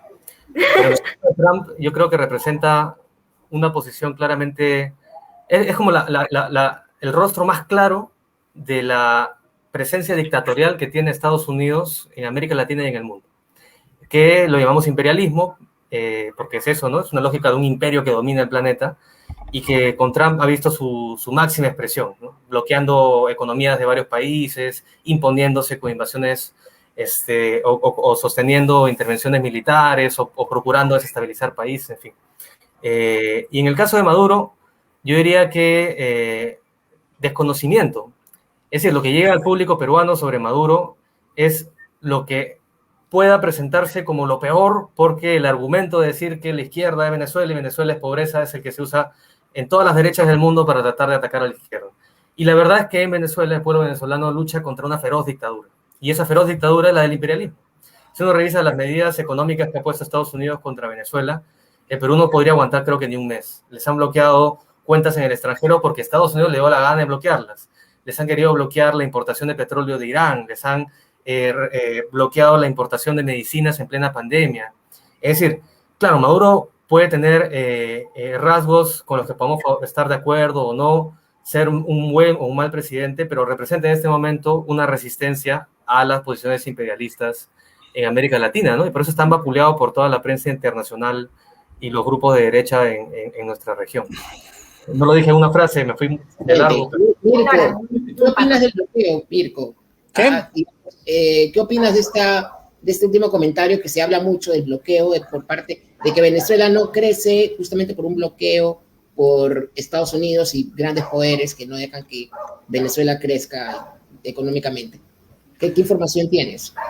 Mira, voy a hablar muy rápido para no sacar tanto tiempo. No, bueno, si vemos los datos, esto lo pueden ver, economista Juan Ramón Rayos, la fuente. Las sanciones a Venezuela, a su economía, empezaron recién en 2017, mitad de 2017, más o menos julio, agosto, 2017. Antes de eso, el PBI ya había sufrido una caída del 40%. O sea, la debacle de Venezuela no se debe a un bloqueo. Encima, lo que debemos entender es que los países son pobres o ricos gracias a su sistema económico. Yo acá recopilé un montón de datos, o sea, voy a tratar de decirlo súper rápido, porque hay gente, bueno, normalmente yo utilicé esta definición de socialismo ¿por qué? Porque resulta que, por ejemplo, hay socialistas que dicen que Venezuela no es socialista porque todavía hay propiedad privada. Entonces, bajo este argumento dicen que no existe, el verdadero socialismo no está. Por eso yo utilizo la definición de el socialismo, que es todo sistema de agresión institucional en contra del libre ejercicio de la acción humana y la función empresarial, para llamar así la intervención del Estado. Luego, bueno, acá tengo todos los datos. Acá dice, mira, según los datos del reporte de competitividad global 2019, Venezuela es el país del mundo donde hay menos prevalencia y protección sobre derechos de propiedad. Segundo, los datos de International Property Rights Index 2019, Venezuela sería el tercer país del mundo donde menos se respeta de facto la propiedad privada. Tercero, el Estado venezolano aporta y administra el 70.36% de la inversión de acuerdo a las últimas estimaciones del economista James Gower, Robert Lawson, Joseph Hart y Ryan Murphy en el reporte Economic Freedom of the World 2020. O sea, Venezuela por ningún lado, o sea, diríamos que es pobre gracias a un bloqueo, sino que es gracias a su propio sistema económico que está muy, muy lejos de ser capitalista o en alguna manera. Algunos le dicen capitalismo de Estado, como lo decía Lenin, pero acabo de dar datos para desmentir eso totalmente. Genial, bueno, muchas gracias. Y ya para cerrar esta conversación que ha estado muy rica, porque en verdad creo que hemos aprendido y nos hemos quitado muchas cositas de la cabeza que teníamos, queríamos preguntarles sobre algo que está pasando mucho aquí en el Perú, ¿no? Y que, bueno, a nivel mundial, que es todo el tema de la pandemia, que nos lleva inevitablemente a hablar de lo que estamos viviendo ahorita, la cuarentena. La segunda cuarentena prácticamente que nos están dando porque estamos en la segunda ola, ¿no?, de la pandemia. Entonces, desde su perspectiva, ¿ustedes qué piensan de la cuarentena en esta segunda ola como medida para frenar el avance de la pandemia? Y luego, en chiquitito, también, ¿qué piensan ustedes acerca de todo este tema que se está desatando por las vacunas, ¿no? El tema de que ya el ministro ha soltado la idea de que se pueda comenzar a comercializar la vacuna por todo el escándalo también que ha habido por el gobierno de Vizcarra, donde 487 personas se habían vacunado antes, incluyendo al dueño de un chifa, ¿no? Y sería con Omar. Ok, bueno, sobre la cuarentena, bueno, hay que entender cuál es el objetivo de una cuarentena. El virus COVID-19 es altamente contagioso, se contagia en interacción persona con persona. Entonces, la medida de cuarentena es la medida clásica para frenar pandemias porque si disminuyes la interacción, disminuyes el ritmo de contagio y entonces le das tiempo al sistema de salud para que pueda atender los casos que entran. Cuando tú quitas la cuarentena y liberas las transacciones, la movilidad, etcétera, la cantidad de interacciones se multiplica y la cantidad de contagios aumenta y entonces llega un aluvión de gente enferma al sistema de salud. Sin embargo, la cuarentena, o sea, es eficiente en ese sentido, ¿no? Pero la cuarentena no puede ir sola. Ese es el gran error, creo, que ha tenido este gobierno, que planteó la cuarentena muy estricta el año pasado, y eso estuvo muy bien, pero no la acompañó de medidas que aseguraran que la gente mantuviera el empleo y que la gente tuviera el ingreso suficiente para comer. Entonces, si bien dio un magro bono muy pequeño, además de un costo con un valor muy bajo, focalizado, no realmente yendo a toda la población, ni siquiera a la que realmente lo necesitaba, eso fue insuficiente. Y permitió el despido, permitió la suspensión perfecta. Entonces, ¿qué pasó? Que mucha gente estaba en cuarentena, pero vivía del día y no tenía un bono para sobrevivir. No sé si ustedes recuerdan a inicios de la cuarentena el año pasado, que había gente que salía en centenares caminando a sus provincias, caminando, es decir, era llegar caminando lo que sería un viaje de 10 horas o 12 horas en bus, era la desesperación total, era, yo no puedo seguir aquí porque me voy a morir de hambre, mis hijos se van a morir de hambre. Entonces, esa cuarentena fue enviar al hambre al pueblo. Lo que debió haberse hecho y lo que debe hacerse hoy día, si es que se ha aprendido de esa experiencia, es cuarentena más bono universal más protección del empleo. Si las empresas pequeñas no pueden mantenerse porque no tienen ingresos suficientes y quieren despedir, entonces el Estado tiene que apoyar a las microempresas. Pero grandes, por ejemplo, como el Grupo Intercorp, el Grupo Credicorp, estos grandes grupos económicos que tienen la gran mayoría de la economía, que controlan, digamos, la economía nacional, ¿no pueden acaso mantener la planilla? Tienen que despedir obligatoriamente porque están a riesgo de quiebra. Es decir, el punto es que la cuarentena puede funcionar si va acompañada de medidas que protejan sobre todo a la población, que mantenga el empleo y mantenga el ingreso. Eso sobre esta cuestión. Y sobre lo que dice así rapidito, así de refilón, sobre las vacunas, verdaderamente que me da terror la posibilidad de que le demos la vacunación al sector privado. Y no por un tema ideológico, yo acá no voy a citar ningún libro, esta es la realidad que hemos vivido todos. Por poner un ejemplo, ¿no? ¿Cómo ha sido la atención para acceder a camas UCI o para acceder a atención frente a COVID en las clínicas privadas cuando había mucha gente que no podía acceder al sector público? Les han sacado el ancho. Pongo un caso nomás de una chica que además es amiga mía, que lamentablemente vio fallecer a su padre ante la impotencia de un virus que pudo haberse controlado, que le cobraron en la clínica Jesús del Norte 146.596 soles y que le pidieron además una serie de garantías millonarias. Fíjense ustedes, 146.000 soles. ¿Quién puede pagar eso? ¿Por qué lo cobran las clínicas? Porque ante la desesperación, la gente saca dinero donde puede y en esa desesperación hay una demanda muy grande, una oferta pequeña y cobran lo que quieren. Hace poco una periodista de TV Perú denunció en Twitter hace unas horas que a ella le estaban cobrando, un proveedor de concentración de oxígeno le estaba cobrando 3.500 soles hace 2 meses, pero que ahora como han aumentado los casos le está cobrando 12.000 soles. Y le preguntó, ¿y por qué ha subido el precio? Bueno, porque la gente puede pagar, pues. Entonces, ¿qué les quiero decir? el sector privado es muy eficiente para lograr la ganancia privada, pero para asegurar el bien común es lo más ineficiente que existe. Si queremos asegurar atención médica y que no muera más gente en el país, no podemos darle la vacuna que va a salvar vidas a un sector privado que va a imponer un costo para que uno pueda acceder a la vacuna, porque quien no pueda pagar va a morir. Entonces, a menos que queramos que el Perú sea un país en el que si tienes plata vives, si no tienes plata te mueres, como es hoy día. Bueno, yo quiero cambiar eso. Realmente a mí me duele, me indigna mucho ver cuánta gente muere porque no puede atenderse, porque no tiene el dinero, porque le inflan los precios de las medicinas, porque le inflan los precios de las clínicas, y el Estado simplemente se para al margen. Entonces, en esto de las vacunas hay que presionar muy fuerte para que la vacuna sea universal y gratuita. Tiene que ser universal y gratuita y manejada por el sector público para llegar a toda la población. De otra manera vamos a ver gente morir simplemente por no tener ingreso, y eso creo que es contrario a la libertad, a la igualdad, a la dignidad del ser humano. Es la opinión que yo tengo, por lo menos, frente a este tema. Mirko. Bueno, la cuarentena hoy yo pienso que es una medida muy, pero que muy mala, nociva, y sobre todo que erosiona la libertad y erosiona la vida de las personas. Hemos visto que esta cuarentena ha logrado que 1/3 de la población económicamente activa se vaya al desempleo, y es que la gente entra en la pobreza cuando se para el aparato productivo, porque he escuchado a algunas personas, no es el caso de acá, pero he escuchado a algunas personas que dicen, no, o sea, la pandemia es el fracaso del capitalismo. No, al contrario, cuando se para la maquinaria, la gente entra en pobreza. Es que es así, o sea, no hay mayor contradicción que esa. Obviamente la menciono para la gente, porque acá en el debate no es el caso. Y bueno, la cuarentena es una medida inmoral, totalmente mala, y que bueno, esta nueva cuarentena es más inmoral. ¿Por qué? Porque el Estado actualmente está en déficit fiscal del 10,7%, según datos del Ministerio de Economía y Finanzas. ¿Cómo vas a dar bonos? Es imposible dar bonos. Si estás en déficit fiscal, es económicamente imposible. ¿Qué? ¿Te vas a volver a endeudar? ¿Vas a endeudar a las generaciones futuras? O sea, no se puede económicamente. Lo que podrías hacer es empezar, no sé, tienes tres maneras. Subir los impuestos en una época de crisis económica, absurdo, la economía está parada. Segundo, pues endeudarte otra vez. Sagasti ya nos endeudó por 101 años. La deuda es inmoral para un libertario. No vas a volver a endeudar. O tres, quitarle autonomía al Banco Central y empezar a imprimir papelitos. O sea, una medida totalmente inmoral, y por más que se quiera ayudar a las pymes, no se puede. Tenemos déficit fiscal. Las reglas económicas lo impiden, a menos que quieras endeudar a la gente y endeudar a los más pobres, porque cuando tú endeudas al país, no endeudas a los ricos, endeudas a todo el país, y todo el país no es rico, obviamente. Hay que entender eso. Luego, sobre la vacuna, bueno, lamento el caso que contó mi contertulio. Yo elevo más la propuesta, y imaginemos que el sector privado vende cada vacuna a 1 millón de soles, o elevémoslo más, a 100 millones de soles cada una.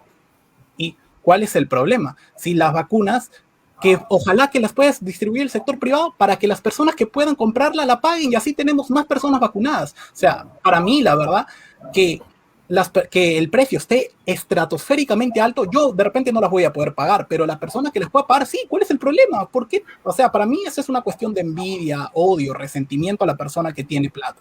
Yo no las voy a poder pagar, pero que la persona que las pueda, sí las pueda pagar. ¿Cuál es el problema? Así hay más gente más vacunada. No sé, yo lo veo lógico. Si el Estado es ineficiente, y según los últimos cálculos, si se está vacunando, y esto es un dato, si se está vacunando 10.000 personas por día, para 2026, solamente vacunando el Estado estaríamos más o menos 24 millones de peruanos vacunados. Para el 2026 hay que hacer el sector privado, liberalizar el sector, y que la oferta y demanda baje los costos. Y imaginemos que no se liberalice y solo 1 o 2 empresas lo pueden hacer, que lo vendan a 100.000 millones de soles, me da igual. Si hay alguna persona, aunque sea una, que lo puede comprar, ya habrá ayudado. Es que no hay la verdad es que entrar en ese juego de que no, decir que la salud es un derecho no lo hace inmune a la oferta y a la demanda, ni lo hace inmune a la escasez. O sea, es un bien económico que, si no se transa libremente, vas a tener escasez. O sea, es así. Ya vemos la ineficiencia del Estado, vemos que muchos han utilizado el Estado para vacunarse, y así como digo, el problema no es el precio, el problema es que más personas se vacunen, y si hay algunas poquísimas personas que se pueden vacunar, en buena hora. Para los que no tengamos tanta plata, pues esperaremos, pero no es justo que los que sí puedan hacerlo antes no lo hagan por un tema de envidia o un tema ideológico. O sea, a mí no me parece justo. Que ojalá que se distribuya todo, que lo pueda comercializar, pero bueno, para Omar, bueno, justo hoy lo traté en mi canal, ya el mismo ministro de Salud y el presidente Sagasti ya han dicho que no va a ser así. Así que ya a esto queda descartado, así que me imagino que la gente que piensa así ya va a estar contenta. Yo obviamente no, y en el video de hoy, que los invito a verlo, obviamente despotrico y digo las razones por las cuales está mal. Así que nada, eso es lo que hay, no se va a comercializar la vacuna, ya está dicho, y bueno, esto reafirma más que este gobierno o el Partido Morado, estos partidos están muy, pero que muy lejos de la libertad económica. Bien, excelente. Ha sido muy interesante escucharlos. En primer lugar, quiero agradecerles porque han mantenido la postura y el respeto a pesar de opinar diferente. Ha sido muy genial. Bueno, ya los comentarios ni hablar, pues hay gente que es mal educada, eso es una cuestión ya de cada uno. Se ve una portátil ahí, ¿no? ¿Cómo? Una portátil con banderitas, así, con filiación ideológica muy clara. Está bien, Sí, también son recursos políticos, convocar a tu gente. Bueno, en fin, ahora quiero invitarlos solamente a que, bueno, agradecerles, como les mencioné ahorita, Isabel quizás también les agradecerá. Nos hemos demorado, o sea, ha sido amplio, estamos 1:40 y muy, muy agradecidos con ustedes dos por su tiempo, por compartir con nosotros sus conocimientos, experiencia, la forma de entender la vida. Ha sido muy genial, en realidad, Isabel y yo estamos muy agradecidos. Y a ver, quizás en 30 segundos que puedan comentarnos para la gente que nos está viendo, dónde los pueden encontrar en la red social, un blog de Facebook, no sé, YouTube, algo, redes sociales que quieran compartir, para que la gente pues los busque y quizás sepa más del contenido que ustedes nos comparten el día de hoy. A ver, quizás, Omar, podemos empezar contigo. A ver, cuéntanos. Sí, bueno, yo no soy una persona tan pública, como acá mi contertulio, como llama Mirko, pero bueno, pueden encontrarme en Facebook con mi nombre, como Omar Cavero, y sobre todo yo llamaría a seguir al movimiento donde milito, donde hay propuestas, donde hay planteamientos, donde hay una serie de acciones que pueden ser de interés para conocer una posición socialista, que es el Movimiento Socialista Emancipación. Entran a Facebook, buscan Movimiento Socialista Emancipación y van a encontrarnos, y ojalá pueda ser ocasión también para intercambiar, ¿no? No le hablamos solamente a la gente que piensa igual que nosotros, sino queremos más bien convencer a otros de que mucho de lo que se dice del socialismo y de la izquierda no es cierto, y que tenemos propuestas concretas, que tenemos salidas concretas también para el país, y que estamos dispuestos a conversar de manera democrática y con respeto, ¿no? Y ya a modo de despedida también aprovecho para agradecerles por la invitación. Para mí ha sido muy estimulante tener un debate, como uno lo energiza, ¿no? Porque uno está en política, está preparado para debatir. Y además tener a un contendor duro, ¿no? Así, duro de roer, ¿no? Bien plantado en sus posiciones. Yo respeto bastante eso. Y también agradezco que sea sincero el decir yo tengo una posición política, vamos a debatirla, ¿no? Creo que es la manera más democrática de proceder. Así que gracias. Excelente, gracias, Omar. Mirko. Agradecer a Jonathan, a Isabel por haberme invitado. Muchísimas gracias, se lo agradezco a todo corazón. Encantadísimo, cualquier cosa me pueden volver a invitar y yo encantado de volver a estar. Agradecerle a Omar, yo lo invitaría a que lo puedan seguir en sus redes. Como digo, es importante conocer otras posiciones, jamás se encasillen en una y critiquen siempre la posición que están. Eso es lo que los va a hacer avanzar. Critiquen siempre el liberalismo, lean siempre a otros autores, pueden ser marxistas, no importa. Bueno, yo estoy seguro de mi posición, así que pueden leer todos los libros que ustedes quieran para que sí ustedes vean otras críticas y yo estoy seguro que van a encontrar respuestas, porque creo que los flancos más o menos están cubiertos en ese sentido, así que lean a todos los autores. Quiero agradecer a Omar por su respeto y me ha gustado bastante debatir con él. La verdad es que me he sentido muy cómodo, encantadísimo de su respeto, de que él pueda hablar, así que encantado. Me gustan esos espacios de diálogos. Recomendaría igual, ya sé que la gente libertad sobre todo es muy joven, o sea, eso me encanta, pero eso lleva a veces a no comportarse bien y tal. Yo sé que fácil lo harán mientras crezcan, el respeto siempre es fundamental, así que nada, les recomendaría eso. Muchas gracias a ustedes y bueno, nos estaremos viendo en la próxima. Me pueden encontrar como Amanecer Libertario en YouTube, pronto ya vamos a ser 30,000 personas ahí, así que muchas gracias por todo su apoyo. Genial, muchas gracias Mirko, Mar, Thor también les manda saludos, acaba de despertar. Es la mascota de Enredados. Y nada, en verdad esperamos que puedan haber más oportunidades para conversar con diferentes posiciones y posturas. Y nada, simplemente volverles a agradecer al infinito porque ha sido súper genial. Hemos estado hoy día desenredados, aunque también un poquito enredados con algunas cosas. Y comentarles a ustedes también de que desde este domingo tenemos una nueva sección en Enredados, que es donde vamos a hacer debates, a eso sí, un poquito más confrontativo, con candidatos y candidatas al Congreso. Estamos teniendo un poquito de dificultades con algunos candidatos de unos partidos que son un poquito más de corte liberal, no sé si llamarlos, que son como que de Avanza País y de Renovación Popular, que no responden. Entonces no sé si nos escuchan algunos de ahí, por favor, respondan a las invitaciones. Y nada, y también del otro lado. Y nada, eso va a ser todos los domingos a las 7 de la noche y ya, con eso creo que terminamos, Jonathan, y creo que terminamos. Gracias, gente. Y ahí la gente se está yendo. Gracias, Omar. Gracias, Mirko. Gracias a ustedes. Encantado. Nos vemos. Bueno, este domingo ya sacaremos el flyer, porque este domingo vamos a transmitir también. Y el jueves, como siempre, estamos en un capítulo más de Enredados 3.0. Cuídense, gente. Un fuerte abrazo. Nos vemos la otra semana. Bye, bye. Chao, chao. Chao.